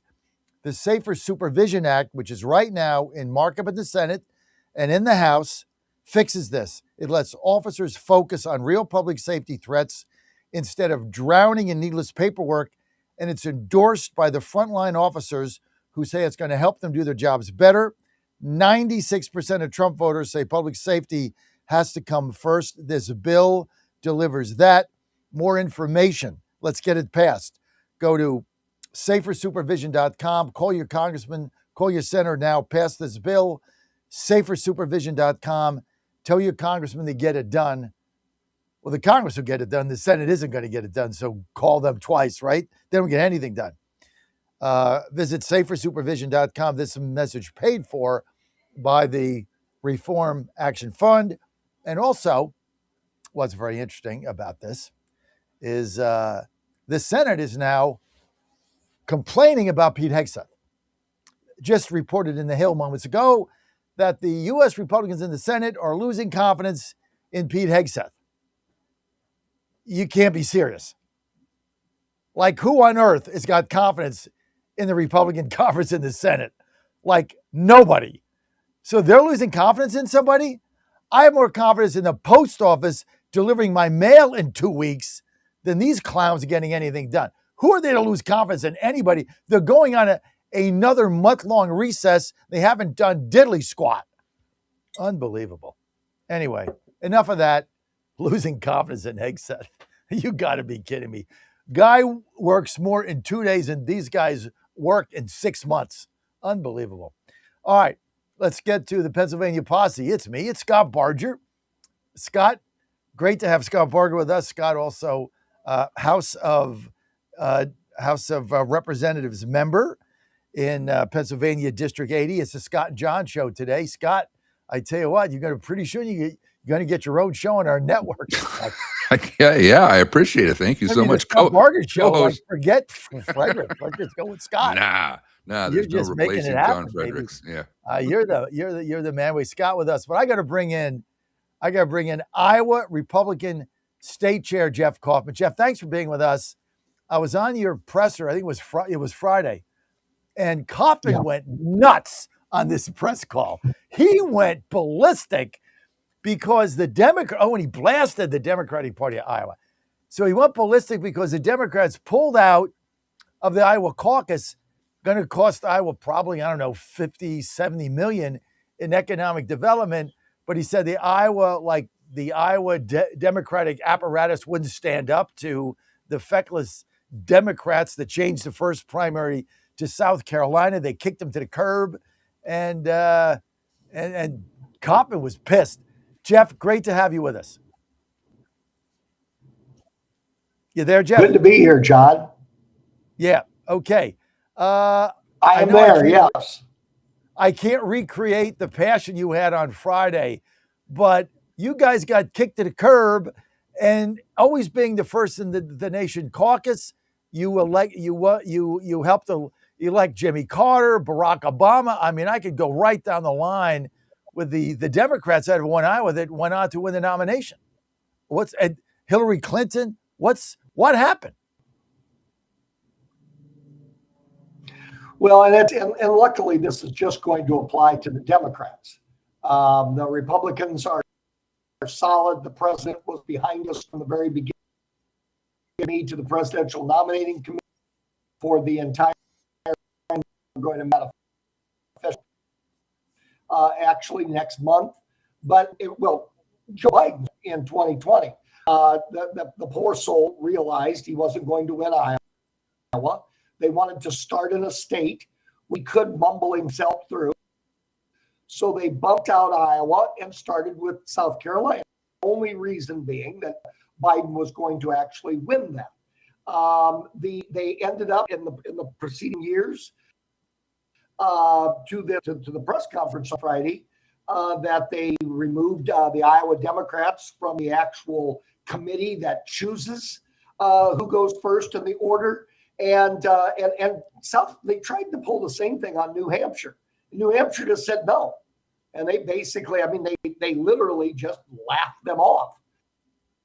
And our Iowa didn't do anything. They absolutely just accepted it. And some kind of mumblings about how they were going to try the next year. It's been a complete joke. They were never going to be in. They were removed from the committee. They themselves a rural state in the Midwest with Michigan, which we all know Michigan is Detroit, Lansing, and a little rural area. There's nothing Midwest about Michigan. And so Iowa is just throwing term. Meanwhile, New Hampshire's still in that opening window. Nevada is still in that opening window. And South Carolina, of course, they're going to lead off with South Carolina. And so it's been maddening to see our political party here just completely just abrogate their duties and just go ahead and allow the DNC to do this. We've got to, the argument that Iowa isn't enough. Well, John, you just mentioned the Iowa Democrats, whether I like it or not, the Iowa Democrats gave Barack Obama his boost. There would be no President Barack Obama if Barack Obama would have started any other place but Iowa. He beat Hillary here. And in 2016, obviously, the Iowa Republicans named Ted Cruz a Cuban American. So it's absolutely insane, ridiculous, and politics not grounded in fact to say that somehow Iowans during a caucus cannot vote for the content and the character, but rather vote for purely the color of the skin. We've proven it. We've done. And here's the other thing about what's sad about this whole thing. If we only want to look a fifth grade in the eye, I mean, not just metaphor and say, you could be president someday. If we really mean that, you can't start in California. You can't start in Texas. You really can't even start in Michigan. You've got to start in states like New Hampshire, like Iowa, so you people can come in, they can live off the land, they don't have to have hundreds of millions of dollars, and they can take a crack at it. And Iowa will give them a chance. We gave, obviously, Donald Trump was very well funded, but Donald Trump won our caucuses twice. On the other hand, Rick Santorum, former senator from Pennsylvania, he did not have a lot of resources. But guess what? Rick Santorum won the caucuses. We're not supposed to pick the president in Iowa. That's not our purpose. What we're supposed to do in Iowa is winnow the field and allow everybody a chance. The Democrats have completely thrown that out on their head. We will go ahead and do it. We will do our job, but it's more difficult when you've got one party that's been a joke in this process, and the other party that's actually going to do it. So that's why I was fired up on Friday. You were fired up. Let's bring Scott Barger in. Scott, your fellow Pennsylvanian, Rick Santorum, won the Republican Iowa caucuses. I guess that was 2012 by riding around in 99 counties in a pickup truck with that guy. I can't think of his name, but one of the big Iowa GOP consultants out there, Scott somebody. But he rode around in his truck he went to 99 counties. They had no money. They basically paid for gas and Motel 6. And so he wins the Iowa caucuses and became a serious contender, even though Romney tried to steal it by, getting in votes that nobody saw at the end and all that nonsense. But what do you think about Iowa getting kicked to the curb by the Democrats? Well, I will bring my perspective, which is limited from a short-term politician. I've only been in for about a year and a half, and just kind of a newcomer to the process. But that's your appeal. That's what we've been in for a year. I walk in, I'm, what the hell is going on here? This is so strange. But one of the things I've learned in that first year and a half is that when it comes to Democrats, at least in Pennsylvania, and I'm going to assume nationwide, is that really every decision they make is about winning, right? So this decision, they may say it's because of a lack of diversity in Iowa, whatever. They'll say whatever it takes to make the medicine go down easier, but really they did it to win. So that's what they're doing. They talk a good game about grassroots and whatever. Really, they're about winning the White House. Really, they're about winning the majority in the Senate and the Congress. So that is, my guess, would be the actual reason. For me, I think Iowa has, as Jeff was saying, has served a very critical purpose, it kind of function in the process. And that is, you can have a Santorum who didn't win ultimately, but really had a shot on a shoestring budget. And isn't that what we want? The Democrats will complain all day long to anyone who listen that about the corrupting influence of money in our elections. And they're right to be concerned. We should be concerned about that. But this kind of maneuver, I think, centralizes power in states that they have control in. It's not about giving a nobody a shot at winning, which is really what Iowa did. Anybody could do it. If you had a pickup truck and a couple of friends, you had a shot at it. You could go from somebody that no one has ever heard of to the president of the United States. Now, I lived in the Midwest during the rise of Barack Obama, and I lived in the great state of Indiana. And we had heard of this senator coming out of Illinois, and I thought he didn't have a prayer because of his name, right? Because of his name. I thought the people of the United States are never going to elect a guy named Barack Hussein Obama. After all of this stuff we've been dealing with in the Middle East, there's no way he's going to do it. And then Iowa, right? And suddenly he's a real contender. Right. And that, I think, is going to ultimately not serve the Democrat Party well. I think ultimately they pay for it. Yeah, I agree with that. And also, don't forget the 2008 Iowa caucus. Huckabee won the Iowa caucus, I think, in 2008, Jeff. So you got to go back to that. So, and he became a serious contender right up to when McCain beat him in South Carolina. But Jeff, I mean, your passion here in protecting the state, and basically what a lot of I read over the weekend said, the reason why they scrapped Iowa was because they said diversity was just too white, and they didn't think it represented the makeup of their party, and so therefore it was too racist or something. I mean, how do you react to that, Jeff? Well, first of all, that's absolutely, because you don't get any more demographically than New Hampshire. But New Hampshire's not this much about it. The New Hampshire Democrats and the New Hampshire Republicans stood up and literally laughed at the DNC and said, we're going to go ahead and we're going to have our contest. The Iowa Democrats could not do that. We have that still take their marching orders from California and from New York. And Scott is right. They believe that this is to put in their candidate. Even poor Bernie Sanders, who came out here in 2016, Bernie actually had a chance to win out here. Some people would say that he may actually indeed have the caucus out here, but poor Bernie didn't realize it. The establishment put their foot on the scales, and Hillary came out winning. But ultimately, this is a play by the National Party, which is even more ironic given the fact that the Democratic National Committee is broke. They are absolutely broke. They're a sham. They're a joke. And why in the world state parties at the local level would even pretend to follow their lead? I have no idea. Pete Buttigieg was out here. I'm not a fan. Believe me, he won the caucuses in the last caucus that we had in 2020, and he won them. He's out here. He's campaigning. Do you think he's going to stop campaigning here as long as the Democrats do the right thing? To me, this combines obviously bipartisanship.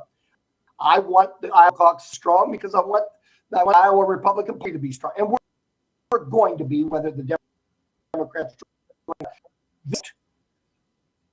There are processes open to everyone. Yeah. What Iowa's about. Yeah. Sometimes I have colleagues in New Hampshire. Be careful. Presidents. That's what the first 4 contests are about.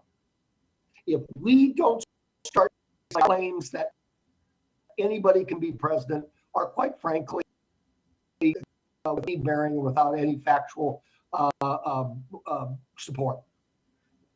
I agree with you. Having gone to Iowa on the on our media bus, 2012, 16, 20, and 24. I don't know how many cycles that is. The best, even though that I think it was 2024 we went, where we got blizzarded in. It was like 40 below, and our whole bus froze, and we were stuck there like 3 days. We couldn't get out of the snowbank.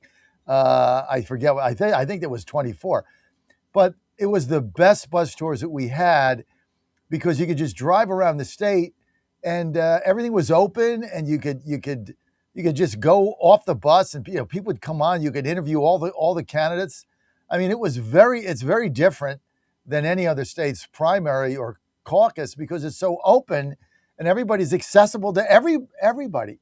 And so it was without a doubt the most fun we ever had. In fact, we went back there last January just to kind of see what was going on for a week, because you got the Congress and the Senate, the governor's race and stuff. But it's such a great state to be in. Why they would kick them forward? But then, like you said, New Hampshire has an amendment that says they have to be the first in the primary. So the Democrats say, well, South Carolina's going to be first, and New Hampshire says, well, we don't care whatever your date is. We're going to be a week ahead of them. So we can keep moving it up until, I don't know, December or November, but we're just going to keep moving it up. So at least they had the moxie to say no, Jeff.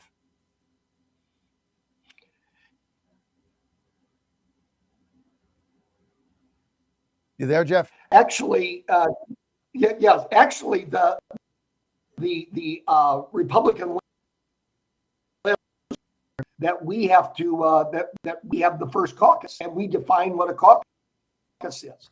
And of course, the Democrats are saying that we shouldn't do that. We can't do that. That's how I think they're going to try to get around it. The other thing that Democrats have to do is change what the caucus is. The nature of the caucus is for people to get together, talk, and then vote, as opposed to a primary where you just vote. Now, it's a lot easier to just vote. My life would be a whole lot easier because the taxpayers pay for the primaries. I raise every dime to pay for the caucuses, but it's more grassroots. It's more of a reflection of what the first in the nation state should be. But what Democrats will do is they're going to try mail-in ballots. They're going to try every single other thing to water that caucus down. So it's almost like that. Then the New Hampshire folks are going to be irritated again. The Democratic Party just can't have a truly grassroots discussion where they don't know what the answer is before they have the discussion. They're so used to telling them what to do. I think they're afraid of a free to come to the conclusions that indeed really are crazy with their ideas. AOC really not intelligent. They have those discussions.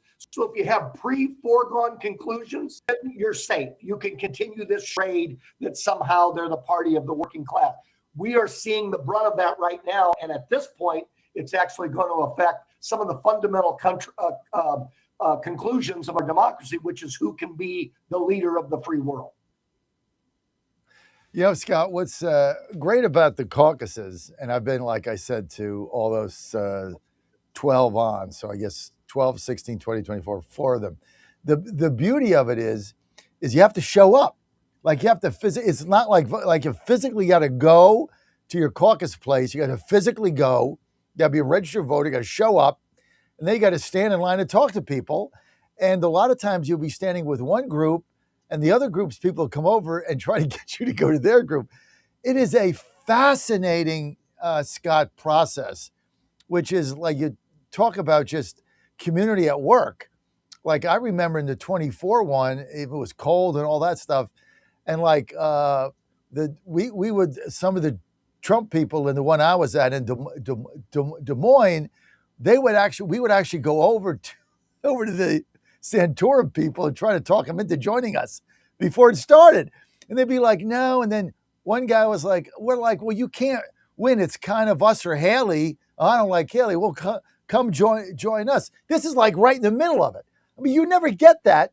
And now the Democrats have taken that away. It kind of sucks, Scott. Yeah, I mean, so you're telling me, guys, that the caucuses require that people show up and have an intelligent conversation before decisions are made?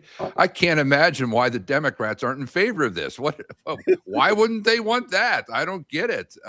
But no, it is. I can remember the first time I heard of the Iowa caucus when I was a kid. You know, I was a little bit of a political junkie when I was a kid, and I can remember the first time I heard about that. I didn't understand any of it, but boy, did it look fun.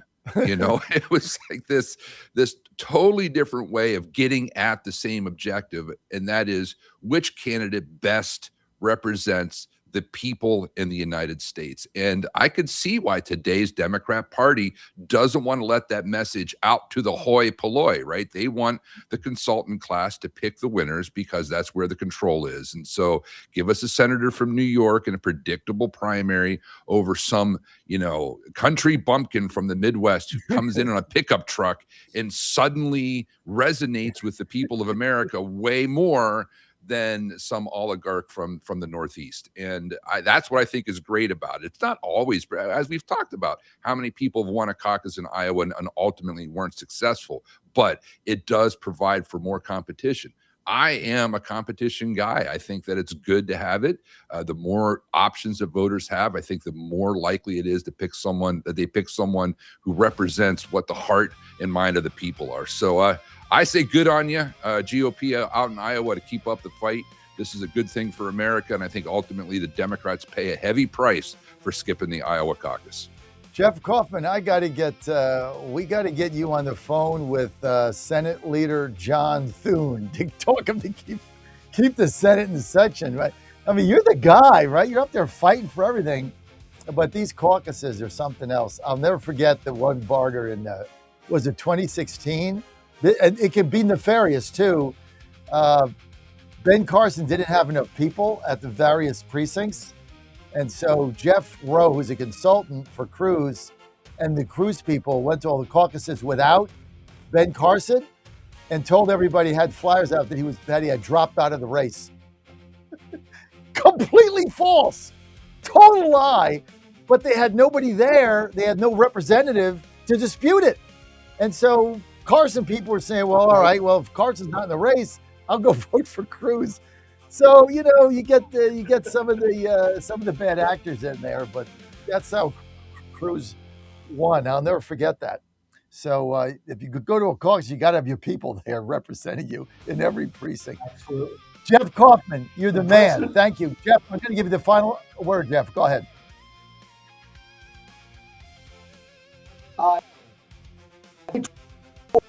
30 degrees below zero wind chill. 1,000 Republicans went out to vote. We're willing to do the work on behalf of the rest of the country, do it again in 28 with or without the. Jeff Kaufman, Chairman, GOP Iowa, kicking ass and taking names. Jeff, thanks for being with us. Always good to have your passion and spirit on a Monday. And your presser on Friday it's an all-time epic classic. As Scott, as he was going on, he got madder. Right? Ever like see that happen? Like he started off talking, and then he just wound himself up. And finally they just ended it. And on a high note. And on a high note. Press conference ever. Jeff, thanks for being with us. Scott and I are going to come right back, talk a little Pennsylvania business. It's the John Fredericks and Scott Barger Show. Keep it right here.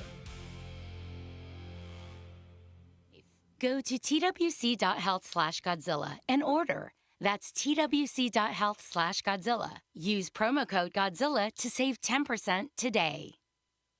Everybody's talking about weight loss injections because the results are so dramatic. They work by lowering blood sugar and reducing appetite. So, what if you're looking to lose weight but not interested in painful weekly injections, especially when you hear about some of those intense side effects? That's why doctors created a weight loss supplement called Lean, and the results are remarkable. The ingredients studied in Lean have been shown to lower your blood sugar, burn fat by converting it into energy, and curb your appetite and cravings, so you're not as hungry. But listen, Lean is not for the casual dieter with only a few pounds to lose. The doctors at Brickhouse Nutrition created Lean for frustrated dieters with 10 or more pounds to lose. Get started with 20% off and free rush shipping so you can add Lean to your healthy diet and exercise plan. Go to takelean.com and enter the code Godzilla for your discount. That's discount code Godzilla at takelean.com. This is Crom Carmichael, CEO of Solti. We got a wonderful email from one of our customers up east named Joe, and here's what he had to say. I started taking Solti almost out of desperation with little hope because I was resigned to the futility that although I was up to taking 2 statins a day, high cholesterol was something I just had to learn to live with. In fact, when I turned 60, after taking a stress cardio test, my doctor called me on a Saturday, which of course is never a good sign, and told me that I was clogged more than 95% of the people my age. I had an angioplasty and a stent procedure done at that time. Today, my stubborn triglycerides are only 1/3 of what they had been before starting taking Solti. My prescription statin dosage has shrunk from 60 milligrams to only 10 milligrams a day. My primary care doctor that I have had for many years still can't believe the results, and neither can I. Thank you, Solti, for providing such a wonderful product. And folks, I want to invite you to take care of your heart also by going to GodzillaHeart.com. That's GodzillaHeart.com. Use the code Godzilla at checkout, and you'll get a 50% discount on your initial shipment. Thanks so much. Don't touch that dial. You found your home of the truth. Do you solemnly swear to tell the truth, whole truth, and nothing but the truth? With the best analysis in America. You can't handle the truth. And now back to the John Fredericks Show. Okay, Danny boy, you outdid yourself. Great clip. Vikings going crazy when Brett Favre, all he's got to do is run the football and win the game. He throws a pick. Almost as bad as at Pete Carroll in Seattle when all they had to do was give it to the best running back of the decade to get a half a yard to win the game. They throw an interception. Unbelievable. So we're back at Pennsylvania Posse. It's the John and Scotty Show.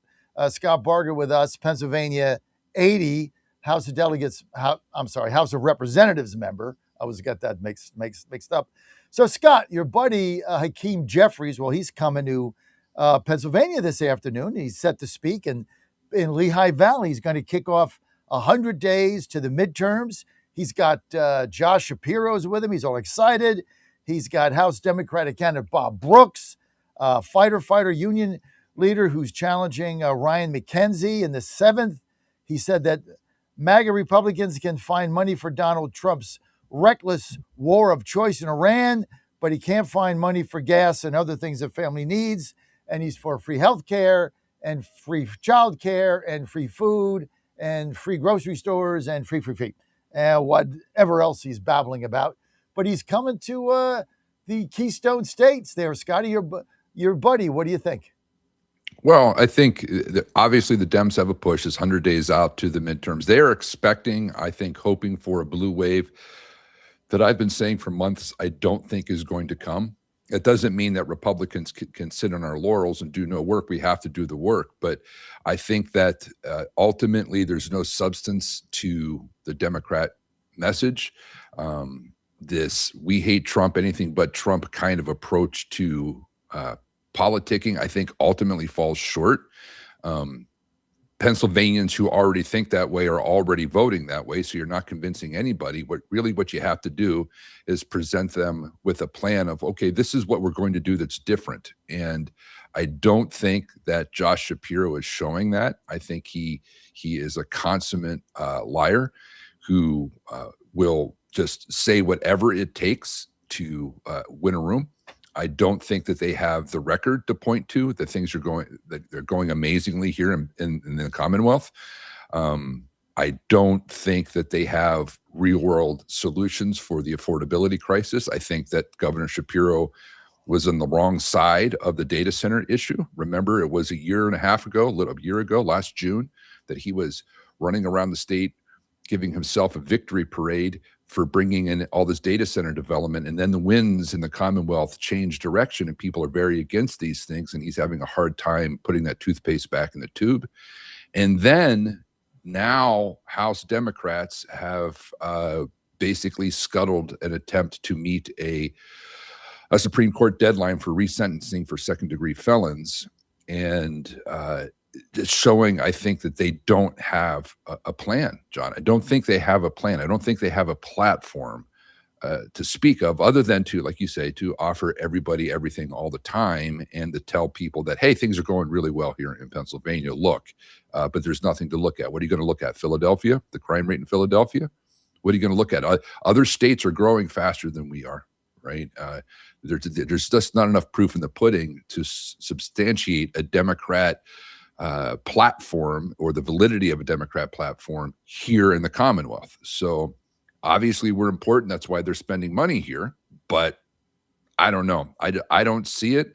I don't trust what they're pointing at. They claim victories when they do. I don't believe that they tell the truth. And so, I think this is just going to amp up for the next 100 days. I think it's going to get nasty coming up in the next couple of months. Scott, do you agree with me? I think the House runs through Pennsylvania. I mean, we got 4 vulnerable seats. Scott Perry being number 1, Fitzpatrick always vulnerable, Bucks County number 2, Bresnahan number 3, and McKinsey number 4. We win 3 of those 4 seats. I think you hold the House. You lose all 4, we're doomed. We could also win all 4, or it could be split. But if I had to bet right now, I think you're going to win them all.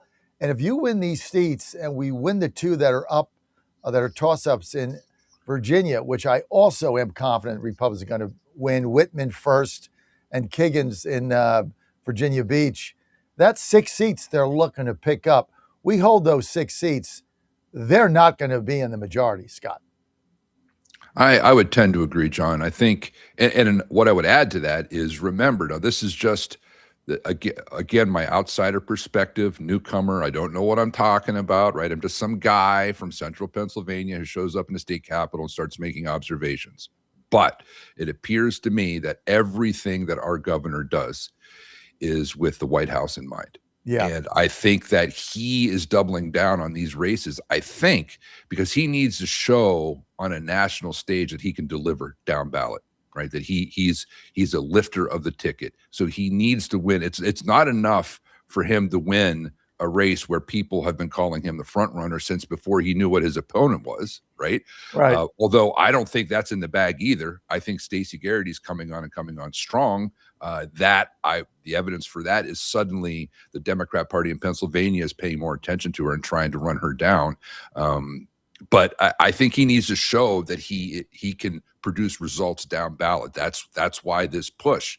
If he just wins his race, which I think is debatable, I really do, and everywhere else he's not successful, that hurts his chances for the White House. And I'm telling you, folks, I'll tell your audience, I know that the ones in Pennsylvania probably already know this.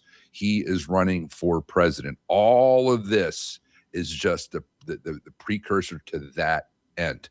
So that's the way I interpret this behavior. I think he needs to show that he can bolster the ticket, and that's what they're trying to do. Scott Barger with us, House of Representatives, a freshman. So we love to get his perspective. District 80, Pennsylvania, Republican. Let's get to, he makes up the entire Pennsylvania posse today. Let's get to the phone lines. We got line 2 is Murray in Latrobe, Pennsylvania. Murray, go ahead. You're live. Hi, good morning, guys. I read an article in the newspaper many years, 5-6 years ago, that under the Pennsylvania Constitution, the state cannot borrow money, but agencies can. And that is why they have strapped the Pennsylvania Turnpike Commission with massive amounts of debt, and that is why they raised the fee on the turnpike to these crazy amounts of money and scheduled every year as far out in the future as we can see. Is there any truth to that? I believe it was an AP article, or someone's that concerned about it. I'm sure they can find it on a computer. And can anybody do anything about this and stop this crazy governor? That I'm not sure. I've heard this, but I would have to double check, because one of the first bits of homework I was given is to read the Pennsylvania State Constitution, which isn't an easy read, right? You read it and you try to remember and understand all of it. I'd have to double check that part, but I've heard this as well. I do know, and this I don't need to check on, that we play financial shell games all the time in the state legislature. Remember, we're running about $4 or $5 billion in the red every year. And what I mean is we're spending $4 or $5 billion more than our revenue every year. Okay, we call that a structural deficit. And the way they've been paying for it is by going to unused funds that they find everywhere. It's kind of like going through your couch cushions, right? Looking for spare change. That's what we've been doing since Shapiro's been governor, trying to close that gap. And we're running out of options. This year, the option they chose is we're just not going to pay all of our bills this year. We're just going to pay a penalty and pay all the bills next fiscal year. There's only so many of those tactics that we can do, because I do know that by law, by Constitution, we have to have a balanced budget. But the way that they balance the budget is basically, so far, has been spending money that they find laying around, delaying payment of their obligations, and sometimes even exaggerating on how much the revenue is. And remember, the budgets, they operate like the budget's a suggestion, John. We gave the Speaker of the House $1 million extra to run her office retroactively from last year. She just went over her budget. Yeah, they're suggestions, right? So it's not like we're fiscally responsible body of legislators at all. So would it surprise me to learn that to get around a technicality that they're having agencies borrow money and go into debt? No, that wouldn't surprise me at all, because that sounds like exactly what we would do to balance a budget, because the last thing that we're willing to do, apparently, is cut spending. How do you overrun your speaker's office by $1 million? Is that like staff and stuff? It's got to be. It's got to be. How do you do that? It's like 10,000. I get it. Like $1 million? Listen, I'm running under $100,000 a month. I'm running under budget in my office by about 40%. And to the point that the gals back home are saying, maybe we should get the new photocopier. I'm like, nah, this one will work for another year. Just give it a kick. It'll be fine. And yet our speaker can just spend money. And it just, I think there's a different view of it, John, that there's a small town pragmatic view of money that I think a lot of Pennsylvanians have, which is, hey, don't be a dummy. Don't spend more money than what you make. That's just the way everyone has to live, right? We all have to live that way. Mm-hmm. And yet there's another political view is like, well, it doesn't really matter. It's not, we can spend. The money's always been there before. For example, we fought hard in the House of Representatives to communicate to the people and to our colleagues in the legislature not to touch the rainy day fund, right? We have, how much is it? 6 or 7 billion set aside of taxpayer dollars, not our money. It's not our money. It's the people's money set aside to help them in case of an emergency, right? Emergencies happen. because it happens. And so we didn't. The plan was to burn through that this last budget cycle by about 60%, and which would have us with no emergency fund in 2 years. And we thought that that was an absolute deal breaker. And so 43 of us, I think 43, 44, signed a letter saying we would not support any budget that used the rainy day fund for anything other than an emergency, or to give the money back to the people. Because, if we can't be trusted to do right by the people, just give them the money back and they can have their own emergency fund. So we won that battle for 1 year, but boy, it's going to be tough next year, because like I said, we're running out of little hidden pockets of money to go to, and there's no political willpower. And accounting tricks. That's the other thing. Yeah. Shell games. Hey, it's like the National Democratic Party. There was a story out yesterday that they're just moving money around, and they basically called all their vendors and said, don't send us, not don't pay it, we're not going to pay it. Don't send us an invoice until after the midterms. Well, as soon as you, as a public entity that has to file, as soon as you get an invoice, you have got to put it in there. So even if it's not paid. So they said, don't send us, do the work for, 5 months, then send us a bill in December. That's insane, because the money's being spent and you're just not paying your vendors. Yeah, it masks your debt. Yep. It's dishonest. It's far better as politicians, as elected officials. If we're in debt, it's far better for us to say we're in debt. If we're broke, it's far better for us to say, hey, we're broke. Give the people the truth. That's what they expect. That's what they should expect, is that we would tell them the truth. And yet what I'm seeing, John, is that there is a willingness to really bend the truth to fit whatever messaging we need to put out there to get elected again. And that, I think, ultimately doesn't serve the people of Pennsylvania very well at all. No doubt about it. Scott Barger with us. Scott, Representative District 80, Republican, freshman. Let's get to another caller. Line 1, we've got Rob in New York. Rob, you're live. Go. Hey, John. Good morning. I love these Pennsylvania spots, because Pennsylvania, to me, is really one of the perfect states in this country, because it's got a lot of really solid working people, and it's just like what America was all about, that history of really hard work and determination. So it's great to hear great to hear these spots. And I just hope that state does not go like the way New York has gone. That's what I had to say this morning. Yeah, I agree with you. There's always a little bit of fear, Rob, that's what will happen. We're maybe the most thinly divided state politically in the union. You have a Democrat governor, you have a Republican-controlled Senate by just a couple of seats, you have a Democrat-controlled House by 1 seat. That is a narrow margin. It's about as 50-50 as you can get. And when people worry about how Pennsylvania is going to go, I point that out. I say, look, there are a lot of Pennsylvanians who are conservative leaning. And the Democrat Party is doing themselves no favor by tacking so far to the left. I have talked to more than a couple, what I would call blue dog Democrats, John. Blue dog Democrats, like my grandfather, who was a railroad union guy, Democrat. Those people feel left out of the modern Democrat Party. They feel left behind. The party has left them behind. And we're a lot more aligned with them than what we would have been maybe 30 years ago, right? And that's because the Democrats have moved so far left. So unless they learn that lesson that they need to stay away from the toxic left, I think we're going to be okay here in Pennsylvania.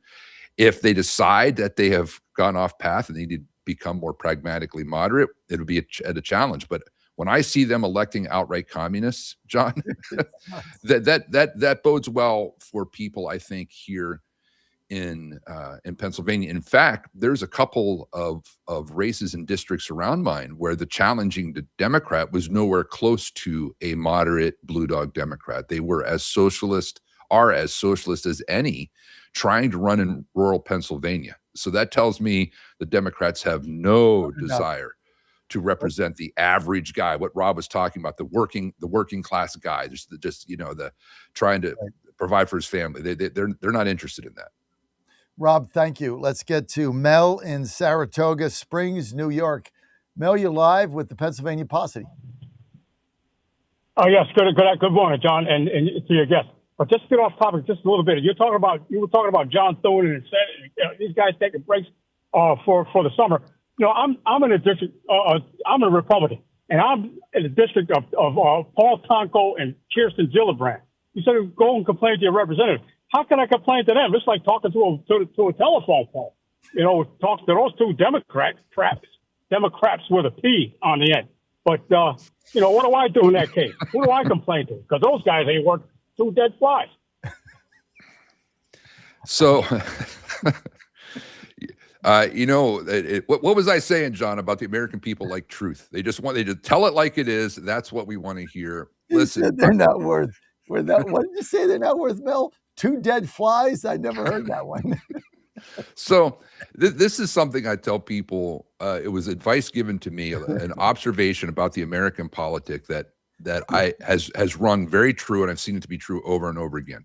Remember that your elected official, no matter if it's Republican or Democrat, chances are they really only care about one thing, and that is get elected. And so if you want them to change their mind on something, you have to convince them as the voter that if they don't change their mind, they will not get reelected. That is really the job of grassroots politicking, is to make it clear that if this issue, regardless of the issue, whether it's a SAVE Act nationally or it's something, statewide here in Pennsylvania, if you want an elected official to change their position, you have to make them afraid of losing their position. That's the only way it works. That's it. That's all that matters. Yep. Well, it's been the John and Scott show. I think this has got legs. I think we're going to take it on the road in Pennsylvania. I think we're going to go all over the state. In the bus. We'll call it the John and Scotty show. I think it's got legs. But Scott, I want to thank you for being with us. Thank you for being a trooper, and thank you for indulging me with Jeff Kaufman in Iowa. Of course. He went nuts on Friday. It was so fun. These are really good guys. They're salt of the earth. I'm 68, Scott, and people that are the salt of the earth, like, I love them because you get a lot of phonies out there, trust me. But, okay, I got to get back as we go out. Dan, you got to play the Vikings announcers again, going absolutely crazy when they lost their chance to play the Super Bowl because Brett Favre throws a pass when all he's got to do is hand the ball off, get 3 yards, and kick a field goal in the dome. Game over. They go to the Super Bowl. Unbelievable. Roll it, and we'll get out with that.